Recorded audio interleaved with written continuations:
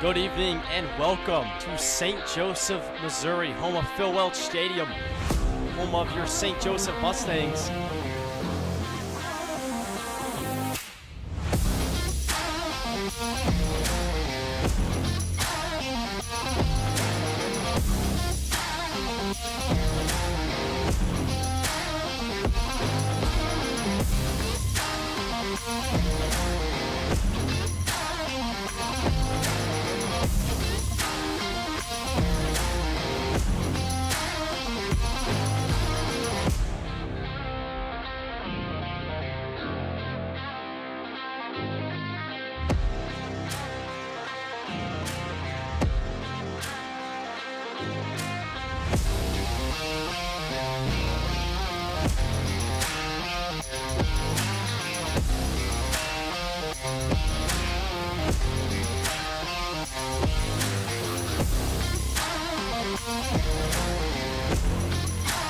Mustangs are your 2024 MINK League Champions!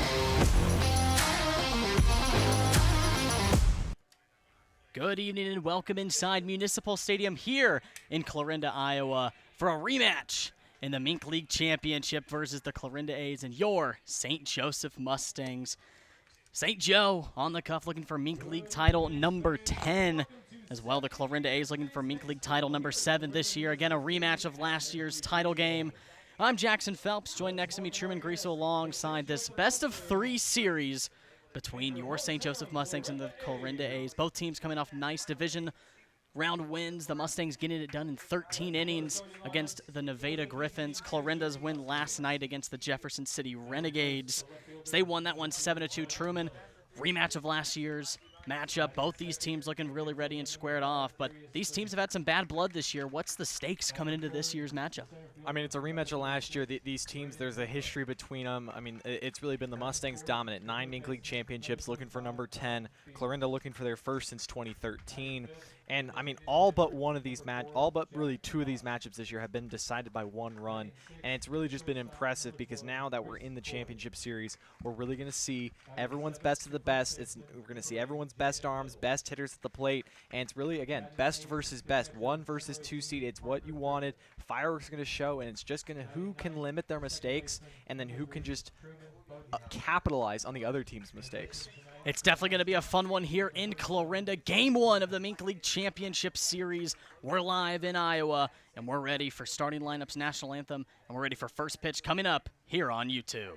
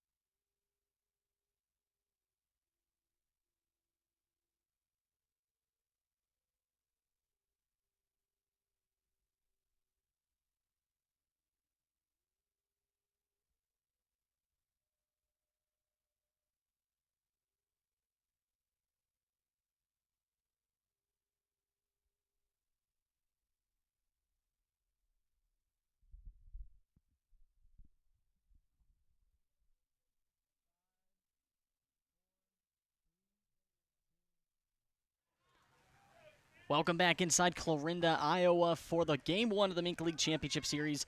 Starting it off on the mound for the Clarinda A's in Game 1 will be Steve Spurgeon. Win-loss record, no wins, no losses, 19 innings pitched, an ERA of 4.26, and a K-walk ratio, 14 strikeouts and 10 walks. And as we're going to get a look at tonight's Mustangs starting lineup as they'll lead it off here in the top of the first, it'll be Logan Miller in left field. It'll be Darius Freeman in right. Braden Lucart back in center field. Dom Felix at third. Jack Mosh will be your designated hitter. Chris Coy at short. Jaden Little at first base. Parker Griffith back behind the plate tonight. And Truman Bodenhausen playing second base once again. So Truman, a nice lineup once again made by Johnny Coy on the road here in the playoffs. And for Game 1, I feel like this is the type of lineup that you want. You got all aspects. You got Miller leading it off with the speed, but also in that middle half, you got the power that these Mustangs have been really wanting to get after here to start their MINK League playoffs. Well, in their semifinal round against the Griffons, it was just a lot of missed opportunities for the Mustangs. They had 12 hits. Granted, they were all singles, and they just needed to stack. They just need to stack. And it's something we've seen. We've seen them be at the highest of highs, getting hit after hit after hit. But, I mean, Tuesday really showed that they're willing to buckle down, and when their pitching needs to elevate their game, when their offense just isn't coming through, they can. But again, they're facing a guy they haven't seen yet this year, and that was the same case on Tuesday against Nevada. Seeing a guy they hadn't seen, and they struggled a little bit. So if they can just get Spurgeon early and get him off his rhythm and game, they should be good. It'll be Logan Miller to lead it off for the Mustangs here in Game 1. This is a guy you want on base early on if you are the Stangs. He's got the speed behind him. First pitch from Spurgeon. In the zone for strike one. So far this season, Logan Miller batting .267 on 29 games. This will be his 30th. 27 hits on 101 at-bats. 0-1 pitch. He's going to chop it over to the shortstop side to Linteo. Fielded across his body, and he's in time for out number one. So a fast start for Spurgeon on the mound and out number one against the Mustangs. And that's what Spurgeon's going to give you. He's going to give you a lot of ground balls. Does have the ability to strike guys out, but that's just not his game. His game is inducing that weak contact, and especially against these Mustangs. When you can get that leadoff out, that really gives you a great step forward. It'll be Darius Freeman in the two-hole tonight. Freeman looking to get after on the base paths here after the first out. Spurgeon, the lefty-lefty matchup. Upstairs for ball one. This will be Darius Freeman's 6th game against the A's. He's struggled so far this season. Only 4 hits throughout those 6 games. Upstairs for ball 2, so 2 quick balls on Darius Freeman. And this is a guy I expect to have a big game tonight. He had a lot of missed opportunities on Tuesday against Nevada, got robbed a lot. Definitely has that fire brewing under him. And he's going to swing on 2-0, and it's going to be lined into right field for the Mustangs' first base hit. Freeman's going to take the turn, and he's going to stay put at first. But a one-out single from Darius Freeman, and that's going to be hit number 48 for him on his season. That's what I'm saying right there. When you fall behind a guy like Freeman, you really can't, because then you're forced to come in the zone, and he's such a good hitter, and he's such a well-experienced hitter that you throw a ball, you get it down 2-0, you think you can just get me across strike? No, he's going to hammer it, and right there, I mean, he shows you. Now it's a guy that, if you're the Mustangs, you definitely want on base, and if you're the A's, you're going to have to keep an eye on. Now the center fielder, Braden Lucart, with 1 out. Now Freeman on first. First pitch from Spurgeon inside for ball 1. Lucart 0 for 4 in the divisional game, looking to get his playoff start jolted here in Game 1 of the championship series. Freeman on first, got the speed. Mustangs lacked going aggressive on the base paths against the Griffons, so looking to see what they are going to do tonight. It's the 1-0 pitch inside the zone for strike one, so now 1-1 on Lucart. And that was one of the things I was most surprised with, because again, we talked about they had 12 singles, but they just didn't really try to take that next bag, and that's one of the things I feel like we talked about. They are so good at creating chaos on the base paths. It was just the element of their game that I felt like they left out. Off speed upstairs for ball 2. So now 2-1 on Lucart. Freeman's getting some healthy leads over at first base. Spurgeon gave him a look. Now Lucart's sitting nice, 2-1. This will be his 5th game against the A's. Down low in the zone, so Lucart's now worked a 3-1 count on Spurgeon with 1 out. Looking to get a runner in scoring position early on for the Stangs. And these were also the counts on Tuesday for the Mustangs, that they were ahead in hitters' counts, but then they just helped out the pitcher by either chasing or popping pitches up. They got to be more disciplined. There's the strike from Spurgeon. It'll be 3-2, a full count on Lucart here with 1 out. Lucart so far this season, 21 walks. And that's a good spot here on a full count, lefty-lefty matchup. Look to see what Spurgeon's going to do. He's ran inside on 2 pitches on Lucart. Want to see what he does here. Full count pitch. He's going to swing it into left field. That's trailing away, slicing, giving chases Wilson, and he won't make it. It'll be a foul ball, so it'll remain 3-2. Freeman so far this season, 20 stolen bases. Has got caught 4 times. So he definitely does possess that speed. Leads the team with 20 stolen bases. Taking some time to get that ball back into the infield. Full count to Braden Lucart with 1 out for the Stangs here in the first. 3-2 pitch. That's going to run upstairs on Lucart, and he's going to be played on the full count walk. It's now back-to-back base runners for the Mustangs, and Freeman stands in scoring position at second for Dom Felix. These are the things talked about in that open. Mustangs weren't able to stack good at-bat upon good at-bat, and then right there, Spurgeon kind of helps him out a little bit. Way around the zone. He's just got to hone in. Usually you like those lefty-lefty matchups. And now this is a situation you don't want to be in with 2 guys on, only 1 out, and some really good hitters coming up for the Mustangs. Here's the man to do it, Dom Felix, as he watches the first pitch go outside for ball 1. Felix was 2 for 5 on the divisional game with a walk, and he's been the guy that's been looking for that big base hit throughout the whole season. So far this season for Dom Felix, 297, so just below that 300 line. Freeman a good jump on second base. He's going to stay put. 1-0 pitch runs inside, so now Felix works a nice 2-0 count on Spurgeon. It's now 3 straight at-bats that Spurgeon has fallen behind. Arguably the 3 best hitters in this Mustangs lineup. He's got to find an answer. He's got to find it quick. You don't want this game to get down early, especially against a team like the Mustangs who play so well with a lead. They play very well. They get in the head of the pitcher as well, as you see both base runners on, getting healthy leads, kind of dancing around. Spurgeon's really going to have to come back within. 2-0 on Felix. He's going to go back to Felix, who got a big lead. He'll get back in time safely. Count still 2-0 on Felix. Felix so far this season, 32 runs batted in. So he's a big man to have up to the plate. Upstairs, 3-0 on Felix. Spurgeon looking for that strike with 1 out and a runner in scoring position on Felix. This really isn't the situation you want if you're Spurgeon, especially he pitched on July 19th, so you have to think that, being rusty isn't a factor right here. He only pitched 5 days ago. And there's that strike on Felix, now 3-1. Jack Mosh in the on-deck circle for the Mustangs, another guy you don't want at the plate with a full load of bases. Now 3 balls and a strike to Felix. 3-1, and it's going to give a 5-pitch walk to Dom Felix. Now the bases are loaded with 1 out in the first for Jack Mosh, in a good spot to get the Mustangs started early. Yeah, Spurgeon, he's just got to find, he's got to try to find the issue. He's really not missing to one spot. It's been away, it's been in, it's been up, it's been down. Pretty much has been everywhere except inside the strike zone. And now this is not the situation you wanted if you're Clarinda. Granted, it's a best of 3, so 1 inning in 1 game of game 1 isn't going to ruin your championship series. But if you're really trying to set the tone, in your place, try and set the tone. This isn't the tone you want to set. Giving a great situation to the Mustangs' second best hitter, Jack Mosh, who in that 5-hole, he has just thrived at driving in runs. But with a guy being this erratic, Mosh is also the Mustangs' top walkman. So he will be more than just happy to take a walk and drive in a run. Anytime, any point that he can to get an RBI in, Mosh is the man to do it. Like he said, leads the team with walks, 33 on the season. He also has 15 runs batted in, a good spot to do it. 1 out, bases loaded for the Stangs, off speed in the zone for strike 1, so the mound visit comes to pay as he gets the first pitch strike on Mosh.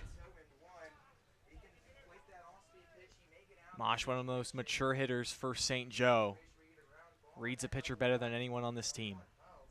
0-1 pitch, he's going to slap it into left field. That one's slicing down the foul territory, and it will get foul. Wilson giving another chase to a ball in left field. So now 2 quick strikes on Jack Mosh. A good response at bat from Spurgeon on the mound. Now these are the situations if you're Spurgeon, you got to find strike 3 against not just Mosh, but against these Mustang hitters. When you have them down 0-2, you can't be too pretty. You got to just go after them. You got to want it more. No balls and 2 strikes to Mosh with the bases loaded in and out. 0-2, Mosh is going to slap it into left field. Wilson giving chase. That's going to get down, and it passed him into the left field gap. Coming in to score, Freeman. Lukehart rounding third. He's going to score. Coming all the way around to score is Felix. Bases clearing double for Jack Mosh. And the Mustangs lead it 3-0 to start Game 1 of the MINK League Championship here in the first. And that's just what I'm saying right there. You leave a mistake 0-2 pitch over the plate. Jack Mosh is going to make you pay. And if you're the A's, not the start you wanted. If you're the Mustangs, what a start. I mean, you've already scored more runs here with only 1 out in the first than you did against the Nevada Griffons in 13 innings. Really took those talks of can this team come up with big spots, and Mosh proves it. Slapped it into left field. Wilson had a good line. It just got past him. And it's Chris Coy with another runner in scoring position, off speed in the zone for strike 1. Coy 1 for 5 on Tuesday against the Griffons, so he's looking for a better night in Clarinda. But he's got another good start. Mustangs just continuing in the first to find themselves on Spurgeon. A 1 pitch to Coy, runs inside for ball 1.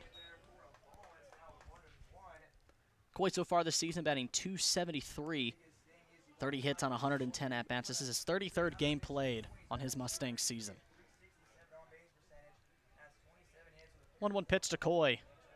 Down low, 2-1, another hitter's count for the Mustangs to start the first. 2 balls and a strike to Coy. 1 out still on the board for the A's. 2-1 pitch. Another off speed that finds the zone, so a big strike 2 from Spurgeon. He has Coy 2 balls and 2 strikes. He's had more success with the off speed, dropping it in, than he really has with the fastball. But again, the more you throw a pitch, the more hitters are able to recognize it, really sit on it. He's got to be able to find a secondary pitch and be able to mix pitches up. 2-2 pitch to Coy. Swinging on 2-2, and he'll keep himself alive. Found the inside fastball and went after it. His count remains 2-2. Coy, a guy in his freshman season here in St. Joe, has really proven the point. Despite his age, he's really came through for the team, both on the offense and defense. We've talked about him on both sides as Coy swings and misses for the second out, and strikeout number 1 for Spurgeon. That was a good response there from Spurgeon. Able to drop in that changeup, get Coy swinging. That's what you needed. I mean, that's what you needed a couple batters ago, but it's great to see that he's trying to at least now limit the damage. It's going to be Jaden Little with 2 outs. Jack Mosh still remains on second base. Mustangs still trying to get run number 4 in the inning with Mosh on second. Little did not play in the divisional game. There's that off speed, and it just misses the zone for ball 1. Little, who's really turned around his season in the second half, currently batting .273. This will be his 30th game played on 88 at-bats, his 24 hits. Little's going to slap one into the left center field gap. It's going to fall. Mosh rounding third, coming in to score for the Mustangs' 4th run. Little's trying to stretch it over to second base. Not going to get it as Little's gunned down at second, but the run will count at the plate. So an RBI single for Little extends the Mustangs' lead to 4 runs in the first inning. Have definitely put the respond button on, and it'll be up to Cade Perkins on the mound up next here on YouTube.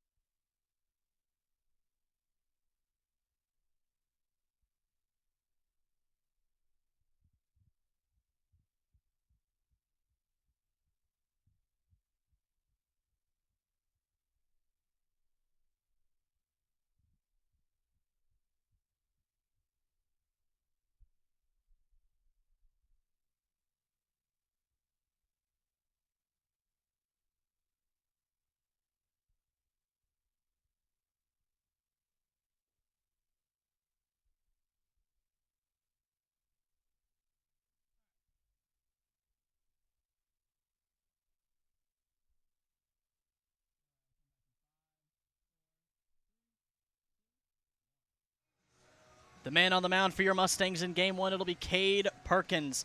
Making start number 5, it'll be his 10th appearance. A win-loss record of 2-0, 30 innings pitched, an ERA of only 1.80, and a K-to-walk ratio, 26 strikeouts to only 6 walks. This is another man in the playoffs that you want on the mound. The Mustangs knew it all season long at the end that Perkins was going to be one of the starters here in the MINK Championship Series, and he gets the start in Game 1. And what a relief to come out of the dugout seeing a big 4 runs in the first. And honestly, it's the opposite situation for Perkins compared to Spurgeon, the starter for Clarinda. Perkins has already pitched twice against Clarinda this year. So the question for the Mustangs offense of unfamiliarity is now a question for Clarinda's of being super familiar with Perkins. So do they know his pitches? Will they be able to hit it? I mean, so far he has pitched 9 innings, given up 4 runs. The question, can just Clarinda find it? Lead it off for the A's tonight. It'll be Laith Holiday playing center field. First pitch from Perkins in the zone for strike 1. Perkins made the start against the A's here in Clarinda on the 6th of July. 5 innings pitched, only 1 hit, 3 earned runs, and 6 strikeouts, and only the 3 walks. 0-1 pitch, swing and a miss from Holiday. So quickly 0-2 on tonight's leadoff man for the A's. Holiday, a guy, same last name as a guy that batted leadoff for the A's in last year's championship series, Kai Holiday. And that'll be strike 3 looking on Holiday. A perfect start to the Mustangs, and Cade Perkins as out number 1 on the board is a backwards K.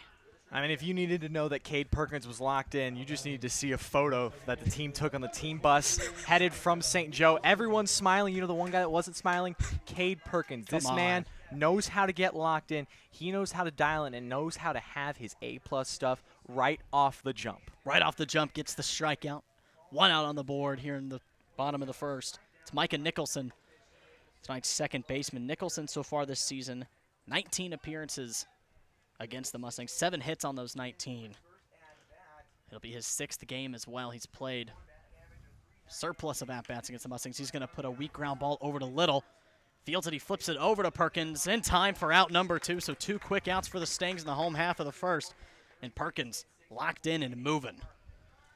Again, just another great job. Perkins, he can field his position. That was a great job. He didn't run immediately to first base. He gave a little bit of a curve, and that's what you got to do. You find that baseline. That way you're able to catch it on the run, and as you're running, hit first base with your foot. Great execution by Perkins, and great confidence from Little to have confidence in his pitcher. Here he is, the man, Drake Cobb, the MINK League's best hitter so far this season. 468 with 3 home runs and 41 RBIs, and he finds ball 1 outside. And I'm sure Cobb, a guy, one of the many returners on both rosters playing from last year's championship series, looking to have a better one. Just 1 hit in those 3 games last year. He did have 6 RBIs, but I'm sure if Clarinda wants to win, it's going to be because this guy has a huge, huge series. I'm talking 2-3 hits per game. He's really going to have to carry this offense, but he has the capabilities of doing that. He sure does. 10 for 18 against the Mustangs this season. His 7th game against St. Joe. It's the 1-1 pitch down low in the dirt. 2-1 on Cobb. Cobb's tonight's third baseman. And he really knows how to put the barrel to the ball. Even if it's an out, we've seen him at Phil Welch with me and you. This guy knows how to hit the ball. He's a scary one for the Mustangs to have to go toe-to-toe against. 2-1, and that's going to be slapped up the middle. Coy fields it off the hop. In time over to Little.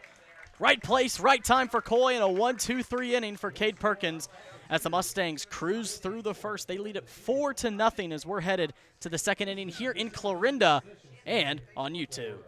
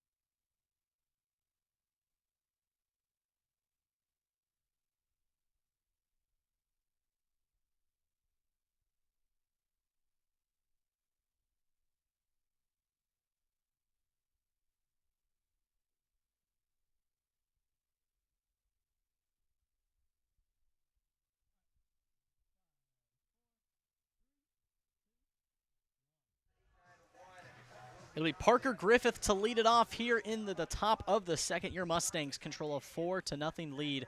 After a nice 1-2-3 outing in the first from Cade Perkins, really coming from the bats to the mound quick and early for the Stangs. And I've said it all season, Jackson, but the most important thing you can do as a pitcher is when your team scores runs, you throw up a 0. That's a huge, huge boost for both sides, and that's just what you wanted to see out of Cade Perkins. First pitch to Griffith upstairs on the off speed. Spurgeon back on the mound after 3 hits and 4 runs from the Stangs in the first. They're looking to capitalize once again. It was the walks that got Spurgeon in trouble in the first. If he can limit those, he'll have more success. But Griffith so far batting .262. It'll be his 30th game played. 22 hits on 84 at-bats. Chops it over to third base, and it'll go foul. Coach Coy tried to glove it, can't get it. It'll go all the way down towards the mound in the pitching area. So it'll be 2-1 on Griffith. Griffith did not play also in the divisional round. It was Philippi who manned the catcher spot. 2 balls and a strike to Griffith. Watches an off-speed trail inside. So now 3 balls and a strike. Another 3-ball count to the Mustangs here to start their first go-around in the lineup. 3-1 pitch. Another 5-pitch walk issued to the Mustangs, and this time it's Griffith's turn to man first base. It's a perfect start here to the second inning, and it looks like number 9 hole. Truman Bodenhausen's looking to keep that line moving. just hasn't been able to locate the fastball of Spurgeon. He's done a decent job of locating that curve and that changeup, but it's just that fastball that has eluded him. And as a starter, I mean, you like to lean on that fastball early in the game. That way you can pull out your off-speed stuff later when you're having trouble locating, especially your fastball. Bodenhausen shows bunt. He's going to get it down the third base line, but it'll go foul early. Logan Miller back on deck, back to the top of the order. Bodenhausen flares into right field, and that's going to drop down. Griffith rounding second. Bodenhausen's going to take the turn, and he's going to stroll into second base. A double for Truman Bodenhausen moves Griffith all the way to third base. Now 2 runners in scoring position, and an amazing start to this game. The Mustangs continuing to power through. And right there, I mean, it was a decent 0-2 pitch from Spurgeon, just a better swing from Bodenhausen, just able to get the bat on the ball and just flared it down that right field line. And now yet another great situation for the Mustangs. I mean, how much do we say on Tuesday that they just didn't have great situation to hit it? Now back-to-back innings, they've had tremendous situations to score runs and put up a lot of runs. It really is, and it's back to the top of the order. Miller, who is in another amazing spot. He's first pitch swinging. That'll get foul. So quickly 0-1 on the leadoff man, Miller. Miller was the first man to get out and ground it out to Linteo at short to start off this ball game. But he's in a multiple RBI spot here with Griffith on third, Bodenhausen on second. Spurgeon, no outs. Tricky situation for him as he's back to the top of the order early here in this game. These are the top 2 pitching teams in the MINK, so both teams have some depth, and it's really a question of when do you or when do you not necessarily pull Spurgeon, if you have to. He does find the zone for strike 2 on the off speed. Did clip it just barely, so no balls and 2 strikes to Miller early. Bodenhausen was down 0-2. We'll see what Miller can work out of this. Upstairs for ball 1. Miller on Tuesday pinch ran in the 13th inning and ended up being the winning run off a Darius Freeman RBI single. Ball and 2 strikes. Off speed, a good swing from Miller keeps himself alive. Still a ball and 2 strikes. It's a great battle. Back-to-back curves on the outer part of the plate. 1 missed, 1 Miller able to foul off.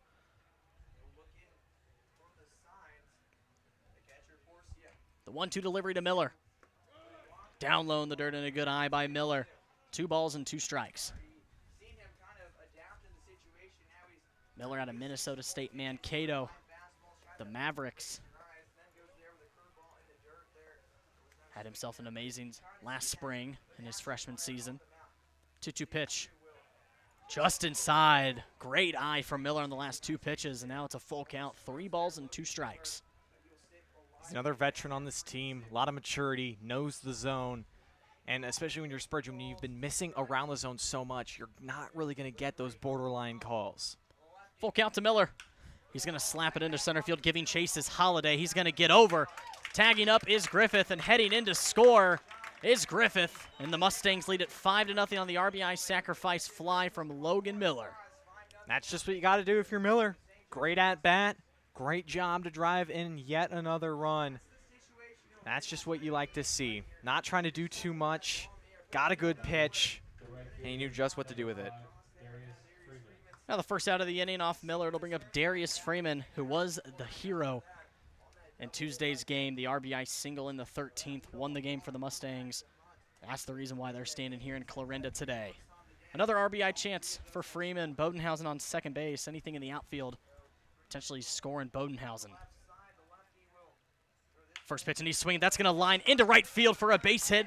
Bodenhausen getting the hold sign from Coy.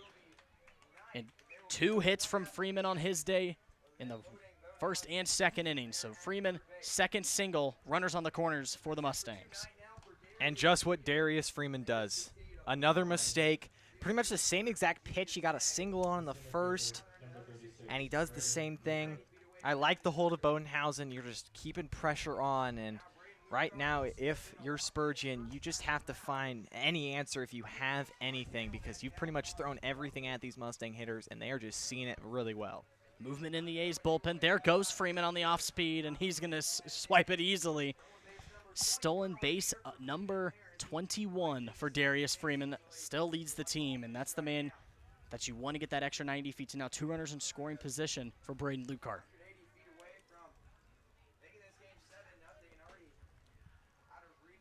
The 1-0 pitch to Lucart. He chops it foul. It's now 1-1 on Lucart. Lucart batting .321 this season. It's his 31st game played. Drew a walk back in the first and was one of the 3 to score on the 3 RBI double from Jack Mosh. 1-1 pitch outside, 2-1 on Lucart. Lucart, we saw him take a walk in the first. He's just such a disciplined hitter. I feel like I'm saying that about everyone, but if you're Spurgeon, I mean, you got to find something. Too erratic right now. 2-1 pitch fouled back into the catcher's mitt. It's now 2 balls and 2 strikes on Braden Lucart. This will be a big pitch for Spurgeon to see if he can get that second out with two runners in scoring position on. I also think it plays to the fact, looking at the difference already between Tuesday and tonight for the Mustangs. They're not chasing. They're staying within themselves, and they're capitalizing off mistakes. I feel like they missed too many mistakes on Tuesday. Lucart, a deep pop fly into the shallow left field area. Linteo calling everyone off, and he makes the play for the second out, a big second out for Spurgeon on the mound. 2 runners still in scoring position. It'll be Dom Felix to try and get him home. That's what you like out of Spurgeon. You got Lucart to foul off the pitch up in the zone the pitch before, and then you get him to chase it again. This time pop it up. That's a good pitch sequence. That's really one of the first times we've seen the Mustangs kind of guessing at the plate and guessing wrong in a sense and chasing finally. Dom Felix, he also drew the walk back in the first. He's looking to be productive. A walk here wouldn't be the worst thing for the A's, as that base is open at first. First pitch to Felix, catches the inside half for strike 1. 2 speedsters on the base pass for the Mustangs. Bodenhausen on third, Freeman on second. Felix trying to do his due diligence here. A 1 pitch from Spurgeon. Down low in the dirt for Felix. Now a ball and a strike. Tonight's cleanup hitter. Felix back at the hot corner at third base tonight. One of the best in the Mink when it comes to being that defensive third base. 1-1 pitch to Felix. Once again inside. Spurgeon really trying to work that inside half on Felix in this at-bat. This one doesn't work out again. 2 balls and a strike on Felix. He tried the same thing the first time around these 2 battled, and it ended up being a walk. He just missed too far, down and in. That's the tough thing with Felix. That's where really you can have success against Felix. When you pitch him out over the plate, that's where you get in trouble. But again, Spurgeon just has not been able to locate, and when you're not able to locate, you're not a pitcher, you're just a thrower. And right there, another ball down low in the dirt. 3 balls and a strike to Felix. Looking to see if they just want to try and give him the ball here. 3-1 pitch to Spurgeon. He's going to slap it up to Linteo at short. Fields it cleanly. The throw over is in time for the third out. So the A's are able to leave 2 on the base paths for the Mustangs, but not before the Mustangs score the 5th run on the RBI sacrifice fly from Miller. Coming home to score was Parker Griffith. Perk back out on the mound. We're headed to the home half of the second here on YouTube.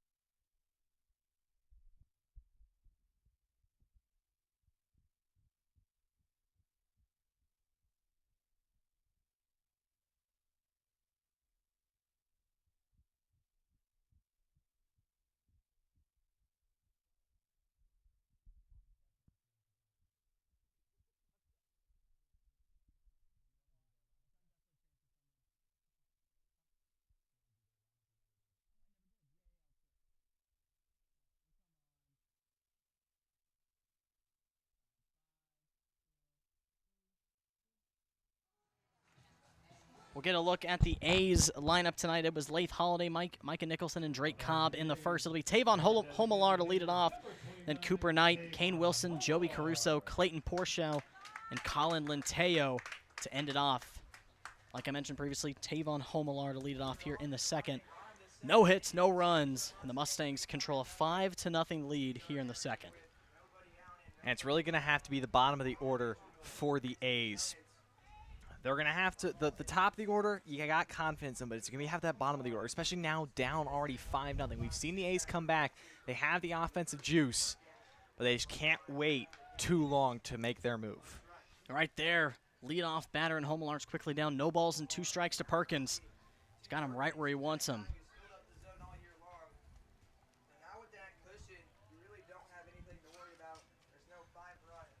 0-2 pitch, down low in the dirt for ball 1, so 1-2. Homelar so far this season, 7 hits on 23 at-bats against the Mustangs. Making his 7th game appearance here in Game 1 of the MINK League Championship. The 1-2 pitch from Perkins, swing and a miss! Gets Homelar on the K, strikeout number 2 for Perkins, and an electric start here in the second once again. I mean, Caden Perkins, he's just a big game guy. Goes to South Regional. He's also playing the OVC, one of the more underrated conferences in baseball when it comes to college baseball, and he's just a big game player that knows how to pitch in these big spots. And again, his team got him a run in the top half of the second. He's going to throw up another 0. It'll be Cooper Knight, 1 out on the board for the A's here in the second. Knight so far this season against the Mustangs, 3 for 19. The Mustangs really have known how to get after Knight. 1-0 pitch from Perkins. Finds the zone for strike 1, evens the count up at a ball and a strike. A's also got to know Perkins is going to fill up the zone. They can't wait to have a strike on him, 2 strikes on him. They got to learn from the Mustangs. Be aggressive early in counts. Don't be afraid to swing at a mistake. 1-1 pitch, once again in the zone from Perkins. A ball and 2 strikes on Knight. He's really finding his zone here to start the game, Truman. Fastball's got a lot of life, Jackson. It's got a lot of good life. Not really seen it out of the hand of the A's so far. Ball and 2 strikes on Knight with 1 out. Swing and a miss on the slider. Back-to-back strikeouts for Cade Perkins and 2 quick outs here in the second for the Stangs.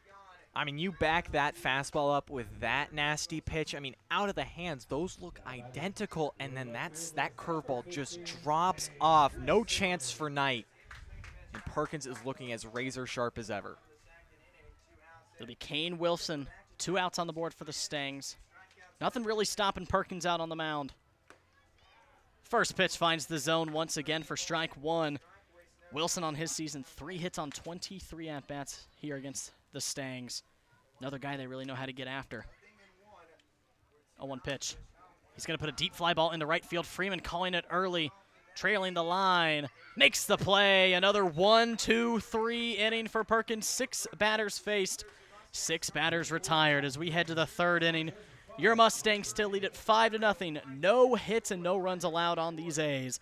And your Stangs are rolling here in Game 1 of the MINK.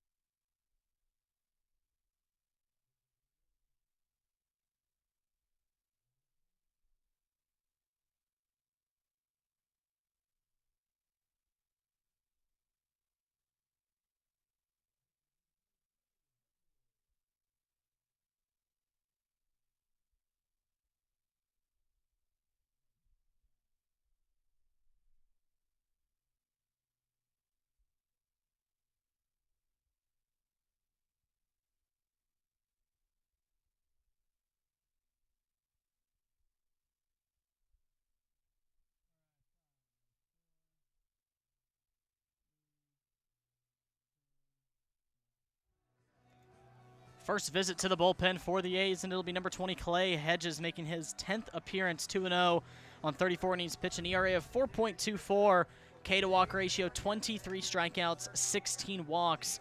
This is a guy right here. He's got that over 4 ERA. He's got a bunch of innings pitched at 34, and that win-loss record really stands out above them all, 2-0. So I feel like this is the move the A's want to make to just quiet down these Mustangs.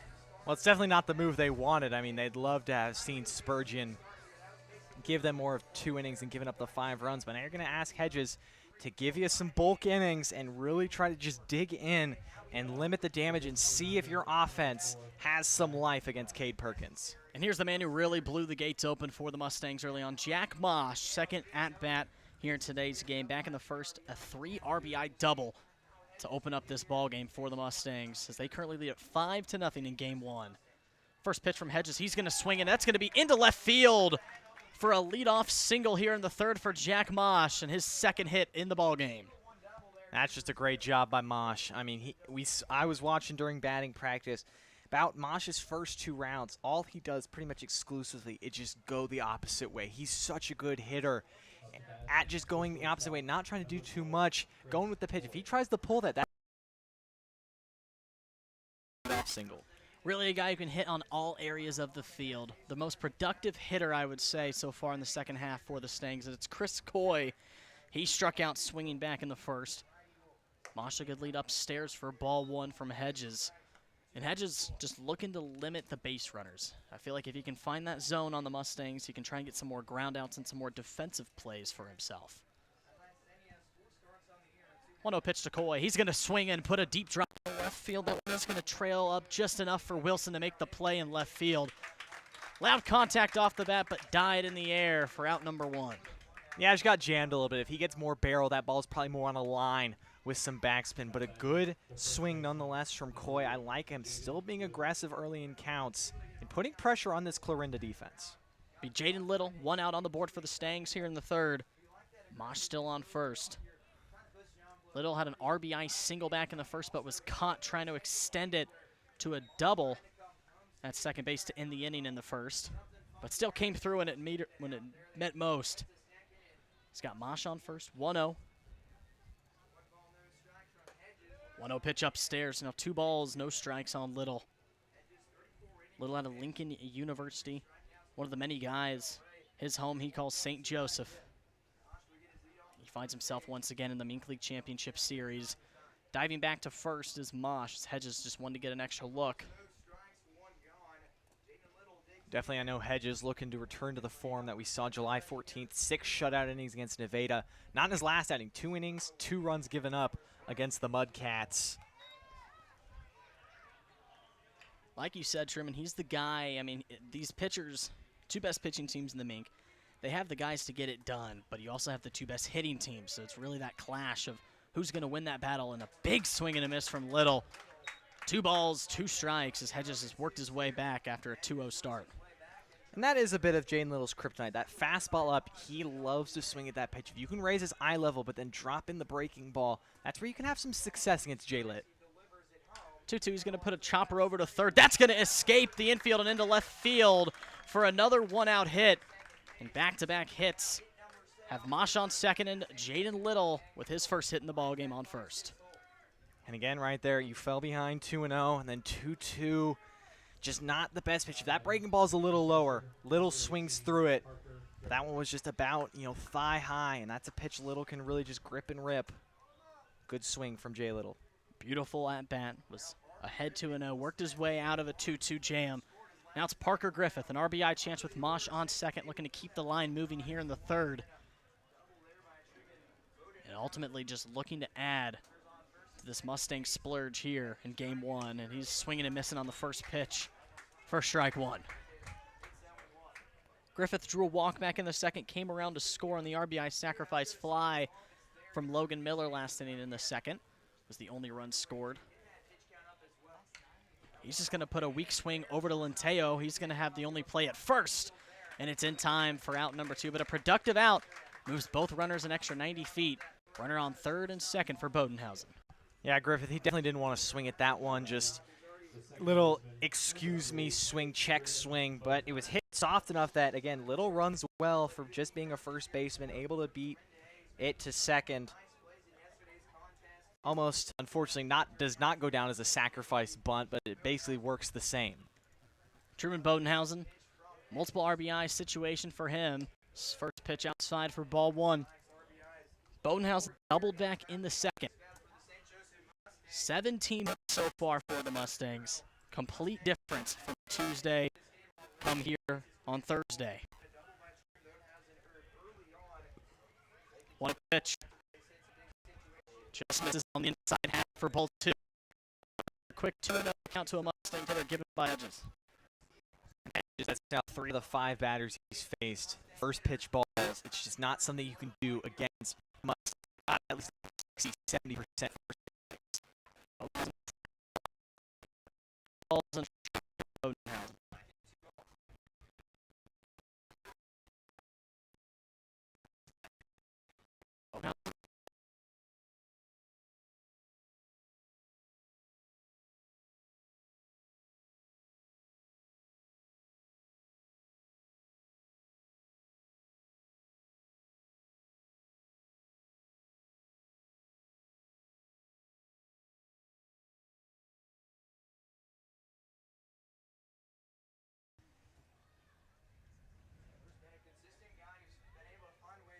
And the 2-1 pitch misses. It's 3 balls and a strike to Bodenhausen. And a walk issued. Bodenhausen finds his way back on the base paths, and now the bases are loaded. Back to the top of the order for Logan Miller. Good at bat there from Bodenhausen. Not a guy that does draw a lot of walks. But now it's back to the top, and this is what you didn't want if you were Hedges. You had to get Bodenhausen. Couldn't allow this to get back to the top of the lineup. And it's Miller looking to come through. Bases loaded with 2 outs here in the third. First pitch is going to be chopped over to second base. Nicholson fields it cleanly. The throw over in time. And the A's are able to get their first 0 on the board as they leave the bases loaded in the top of the third. We're headed to the home half. Your Mustangs still lead at 5-0 here in game 1.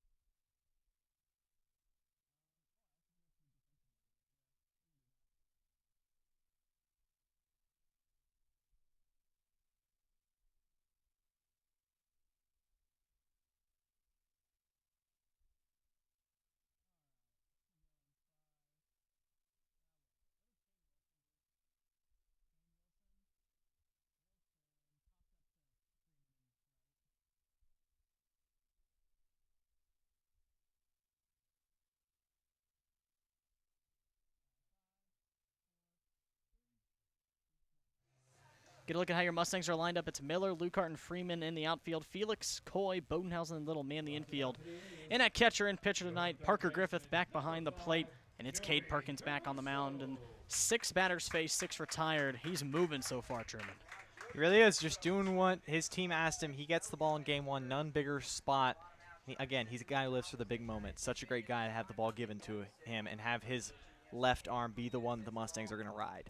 Here in the bottom of the third, it'll be Joey Caruso to lead it off. The A's still unable to get through their lineup. Here with Perkins out on the mound. 1-0 pitch, catches the outside corner for strike 1. Now a ball and a strike on Caruso. Caruso making his 3rd game appearance here against the Mustangs. Ball and a strike, he's going to foul it off on the third base side. Watch out for your cars. So now a ball and 2 strikes, headed toward the rodeo in the county fair that's actually happening out to our left. Might have to head over there later. Heard they need another bull rider. They sure do. Just give me one of the little ones, not one of the bigger ones that we definitely saw. That's chopped over to Bodenhausen at second base, and in time for out number 1. That retires Caruso for the first out. Yeah, I couldn't imagine getting one of those big bulls. Give me a little one as well. Maybe give me one of the sheep. Like, you know, sheep? maybe is this a rodeo that that the little kids get a sheep to ride? Oh, they had sheep over there. Oh yeah. I could definitely take a sheep, or maybe just like a pig. Give me like a sheep or a pig, and I might hop on one of those and see if I could win. We'll see if you can battle one of them over there. As it's Clayton Porsche with 1 out here for the A's. As it's strike 1 from Perkins. Another quick out to start the inning, as Perkins has been really good about getting that first out, and that's really what's propelled him through these first two innings. And the first pitch strike, done such a good job at that compared to the Clarinda pitchers. He's had so much success with strike 1 that, I mean, you get strike 1 across. Now you're playing to the pitcher's hand, and the A's have been content to take strike 1. We haven't seen very many swings, and Perkins, he's cooking right now. Quickly 0-2 on Porsche. 0-2 pitch off speed just upstairs. One to see if he could test that back foot of Porsche. Just see where he was sitting. It's now a ball and 2 strikes. Still no team hits for the A's. Still looking for their first base runner as well. The 1-2 pitch. Down in the dirt. 2 balls and 2 strikes. So 2 straight balls issued from Perkins. 2-2.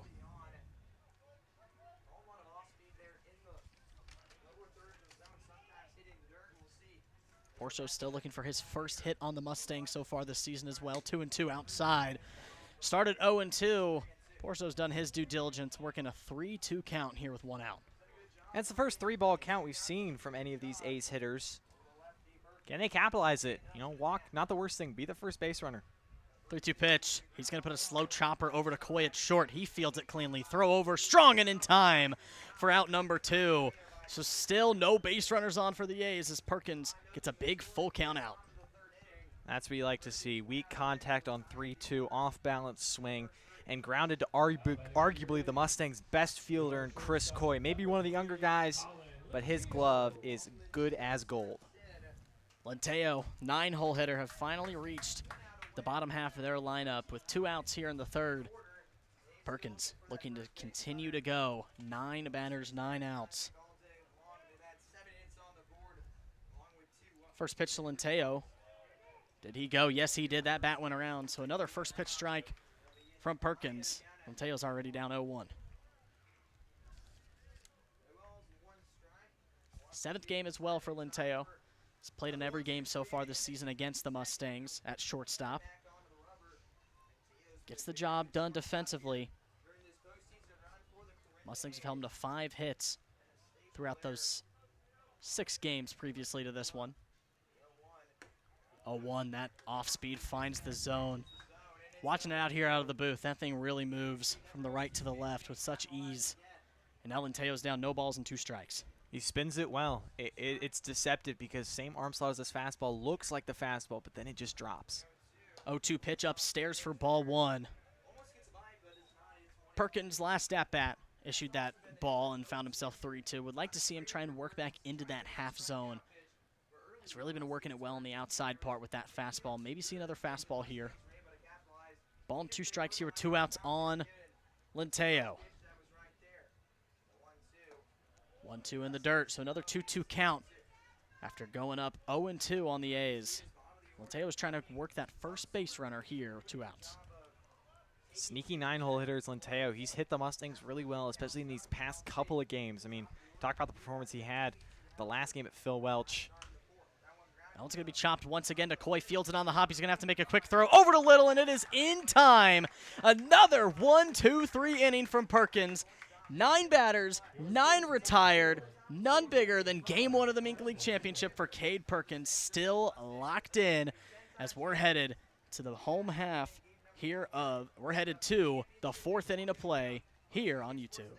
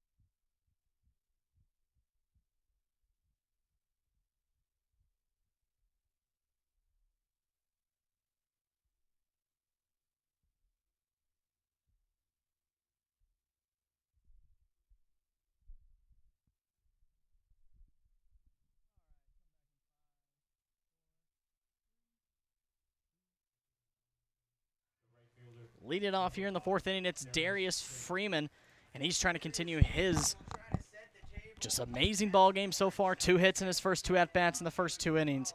Back here in the 4th, he's looking to continue his perfect outing here in the championship series. First pitch from Hedges.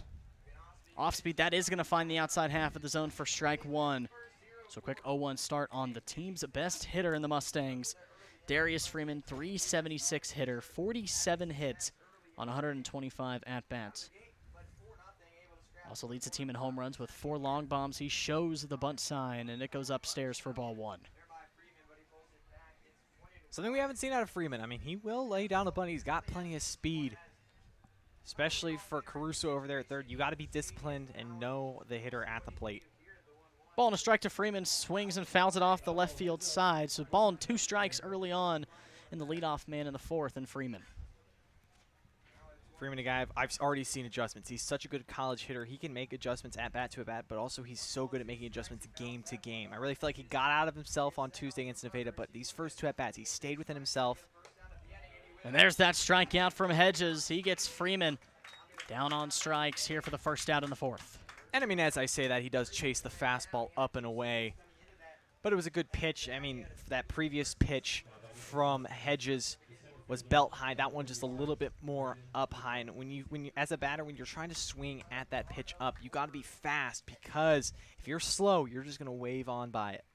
It'll be Braden Lukart tonight's batting in the 3-hole.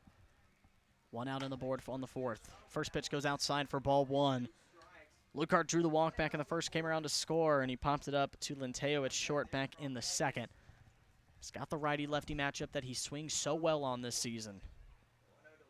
One delivery, he's going to foul it off the left field side. 4 strike 1 hits the top of the roof of the batting cage barn here in Clarinda. Gotta love when a team has a batting cage barn. I mean, I think of like Missouri Southern. They have a great batting cage barn, but it just brings such a presence because you get shade. It's also just a cool place to hit in. You know, it really echoes, makes you really feel good about yourself when you hit that barrel and you get that nice pop off the bat. Love the facilities here at Clarinda. They've really been great hosts to me and Truman as we're on the road for the first time this season. Come here in the MINK League Championship as 1-1 pitch goes outside for ball 2. 2-1 to Lukart.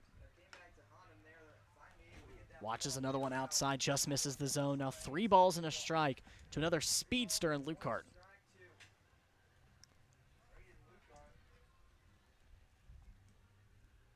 Lukart 21 walks on his season, looking to get walked for the 2nd time today. And he's going to do just that. Walked for the 2nd time. Another runner on first for the Mustangs with 1 out. And it brings up Dom Felix, all reliable to try and get him around. It's not the most competitive at bat out there from Hedges. A lot of big misses, and it's easy for hitters, you know, when you're missing big to take those pitches. Really feel like the pressure's starting to mount for the A's, especially on their pitchers. I mean, they're just not looking like themselves. They know, they understand that this is the championship series. They understand how good of an offense they have in that other dugout. But I feel like they're just trying to do too much and almost overthrow. First pitch runs inside on Felix. That's a jump out of the way for ball 1. And you had to tail on to that. It's game 1, a rematch of last year's championship series. They're looking for that first MINK League title since 2013. They know what's at stake. I just also feel like they just haven't put their best foot forward as well as the Mustangs. They knew in that Tuesday game that against the Griffons, they were really going to have to do something, as that's a weak ground ball. Grounded over to Nicholson, a quick throw over to first in time for out number 2. Moves Lukart over to scoring position in 2nd, and it brings up Jack Mosh. And that's where you can have success against Dom Felix. When you're able to locate the inside strike to Felix and he's not able to get that barrel out in front, that's where he can get jammed. And just like that, just a weak grounder. And so that's a great job from Hedges. Great response, and that's how you're able to pitch Felix. But again, you're not out of the danger woods yet. Jack Mosh, he's been on fire today. Mosh so far today, a double in the 1st and a single in the 3rd. That double in the 1st, 3 RBIs. Mentioned it, his last at-bat really blew the game open for the Mustangs, and he has another RBI chance with Lukart on 2nd base if he's able to find some grass. 2 outs on the board here in the home half of the 4th, and there goes Lukart. He gets a good jump. The throw over from Hedges is going to be in time for the 3rd out. Lukart was trying to get Hedges off his stuff, but Hedges didn't even get the throw down. So 3 outs on the board, and a nice inning from Hedges, a good response off of the walk. Mustangs still lead at 5-0 here in Game 1 of the MINK League Championship. We're headed to the home half of the 4th inning. here on YouTube.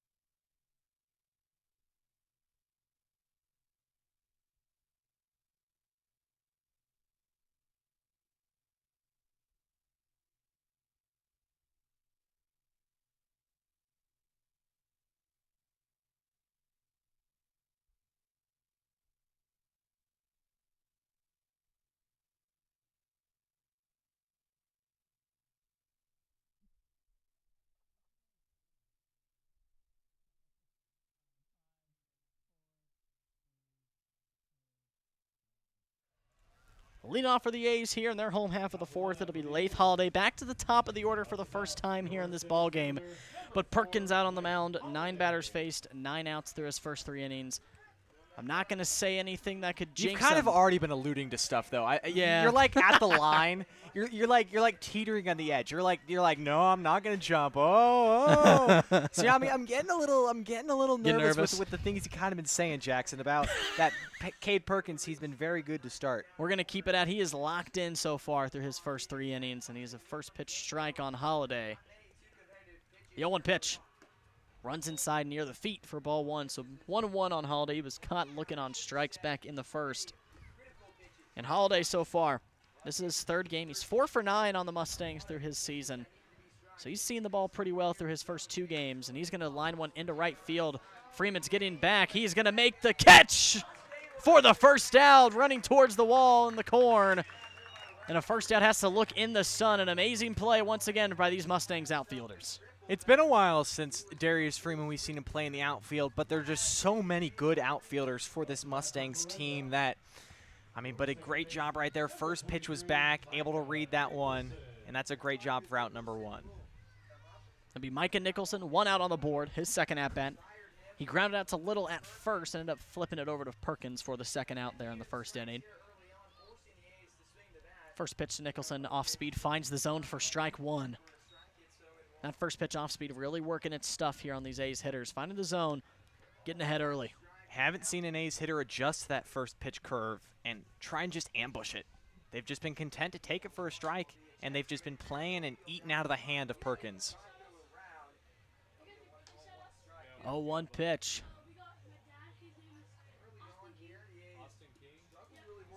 Find the outside part of the zone. A ball and a strike on Nicholson. Down low in the dirt. That's going to be called strike 2. Nicholson wasn't happy with that one. It was kind of tallying that bottom corner of the zone. Perkins is able to locate like a sniper. Pinpoint, pinpoint, pinpoint. And for the A's, I mean, you can't really be complaining. Someone's got to step up. 1-2 pitch off speed. Just misses the outside. So now 2 balls and 2 strikes on Micah Nicholson.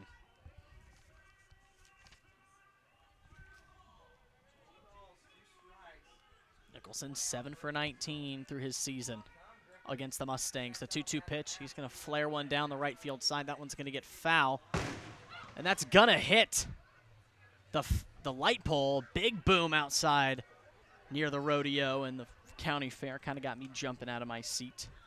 I think one of the bulls escaped. They need you to get your lasso out, Jackson. The bulls escaped. How good is your lasso skills? If maybe we just start with people. If people were just running around, how good? Oh, I mean, well, I guess we got to start. How good are your horse riding skills? Have you ever rode a horse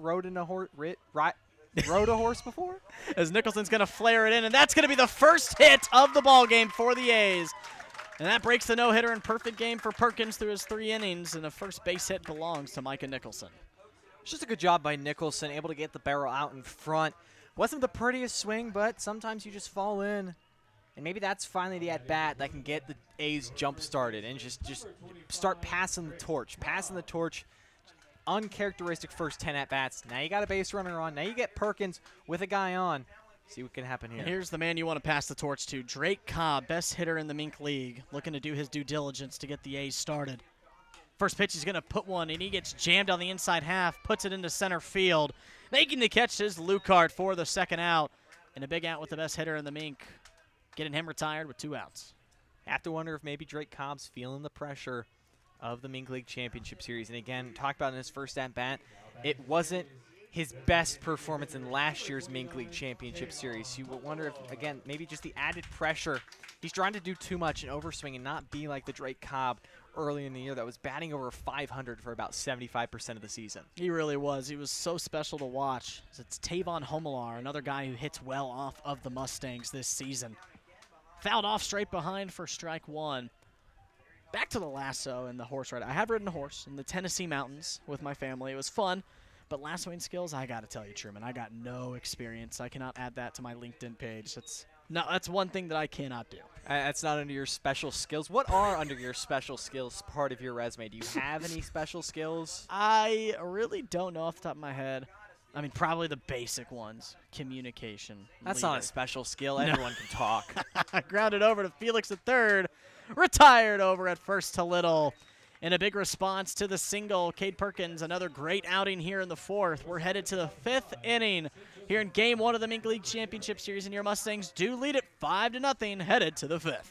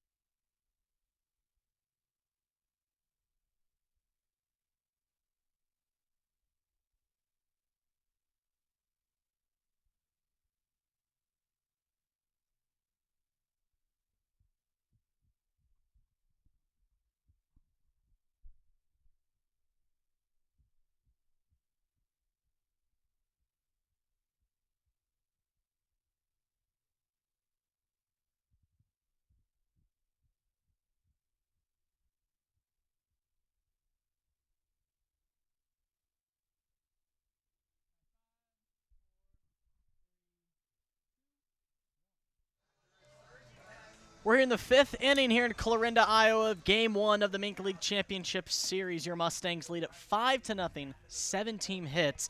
It'll be Jack Mosh to lead it off once again. He led off back in the 3rd inning, and now he's leading it off here in the 5th. Hedges back on the mound for the A's. And the Mustangs really just trying to continue what they're doing, just putting the bat to the ball.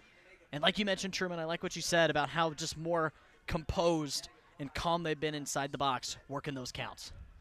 They're just so great at playing with a lead. Now they got a big one. They're just going to keep riding the high and keep the foot on the gas. First pitch down low. The ball, no strikes on Mosh. Mosh 2 for 2 tonight. That double and the single in the 3rd. He actually was supposed to bat last time out in the 4th inning. But Lucart was caught stealing over at 3rd, so he finds himself leading off here for his 3rd at-bat. It's the 0-1 pitch. Finds the outside part of the zone for ball 1, so 1-1 on Mosh. Mosh of the University of Minnesota, originally started at Mizzou. St. Pius High School in Kansas City. It's the 1-1 pitch. Finds the outside part of the zone for strike 2. So now a ball and 2 strikes on Mosh to lead off the 5th.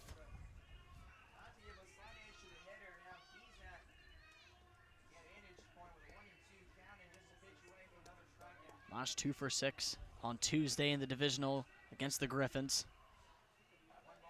1-2 pitch in the zone. He's going to put a weak chopper over to Lenteo, and he's not going to be able to glove it cleanly. So Mosh is going to reach on the E6 to get it started here in the 5th. And such a fundamentally sound fielding team are the A's. But again, if anything could go wrong that hasn't gone wrong, it's now making an error on an easy play. And Lenteo right there just wasn't in the great fielding position. I think he was trying to scoop that with one hand, just throw it on the run. didn't necessarily have to. Mosh does run well, but you can feel that and just quickly throw, get your whole body in front of it. That error on the board. First error for either squad tonight as it's Chris Coy batting with Mosh on first. No outs here to start the fifth. It was Lenteo at short who just misgloved it. Probably thought about throwing it before he could even glove it. Mosh did have some speed down the base paths. Just 1-0 pitch to Coy. Inside at the feet for ball 2. 2-0 on Coy. Coy so far batting .273 this season. 23 RBIs. 30 hits for him. He's really worked a successful freshman season in St. Joe. A St. Joe native as well.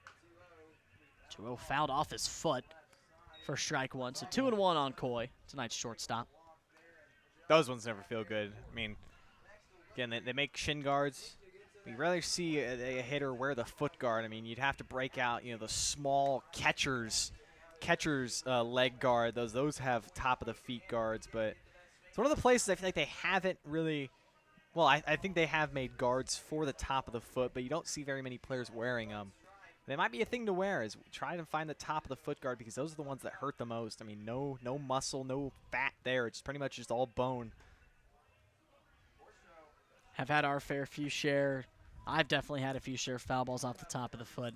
Definitely hurts the most, but Coy working it good after the foul ball. 3 balls and a strike, looking to get back-to-back base runners on for the Mustangs. Trying to stack them once again here against the A's in game 1. So 3-1 pitch to Coy. Finds the zone. Coy already started the walk, but he's going to have to take a short little walk back for strike 2. So full count to Coy. I mean, you can't blame him, just trying to maybe get a little bit of influence. Might want to, apologize, not trying to show up the umpire, but now be ready to swing. Even if those ones close, you never know. Umpire doesn't necessarily like a guy like that starting to take his walk. 3-2, and he swings and misses on a full count. And that's Coy's second time going down on strike swinging for the first out here in the 5th. Same pitch he struck out both times. Fastball low and in. Little slow getting the hands around. Just waved through it. Would have liked to maybe swing at that last one. He kind of wanted that one back. That one was out over the plate. That was Hedges' second strikeout here in the game. It's Jaden Little trying to work a 1-out magic here for the Stangs. Slider finds the outside part of the zone for strike 1. Seeing how Little maybe can adjust that fastball. Singled back. He's had his 2-for-2 day. RBI single in the first and then singled once again in the 3rd. He's seen the ball once again, and that's going to be his 3rd hit in the ballgame into right field. Mosh holds up at second base, but another 1-out single for the Stangs. This one comes off a Little for the 3rd time tonight. Jaden Little, just such a great job going with the pitch on the outside part of the plate. Didn't try to pull it. Found the hole, and that's what you like to see. Good at bat there from Jalen. Now 3 for 3. He's been very good tonight. He's really come on strong late in the season. Hasn't struck out as much as we saw earlier in the year, and he's really become one of the best hitters at this bottom of the Mustangs lineup. Love the transition we've seen from Little. Came on the broadcast once this season for us, and he's really, just produced when he needs to. Here in game 1, 3 for 3. St. Joe native kid. Love to see it, him coming through for his home team. And it's the Bearcat, Parker Griffith, an RBI chance with Mosh on second base, Little on first. 1 out on the board, and it runs inside. Ball 1 on Griffith. Griffith walked in the 2nd, came home to score. Grounded out to Lenteo at short back in the 3rd inning on his 2nd at-bat. 1-0 on Griffith.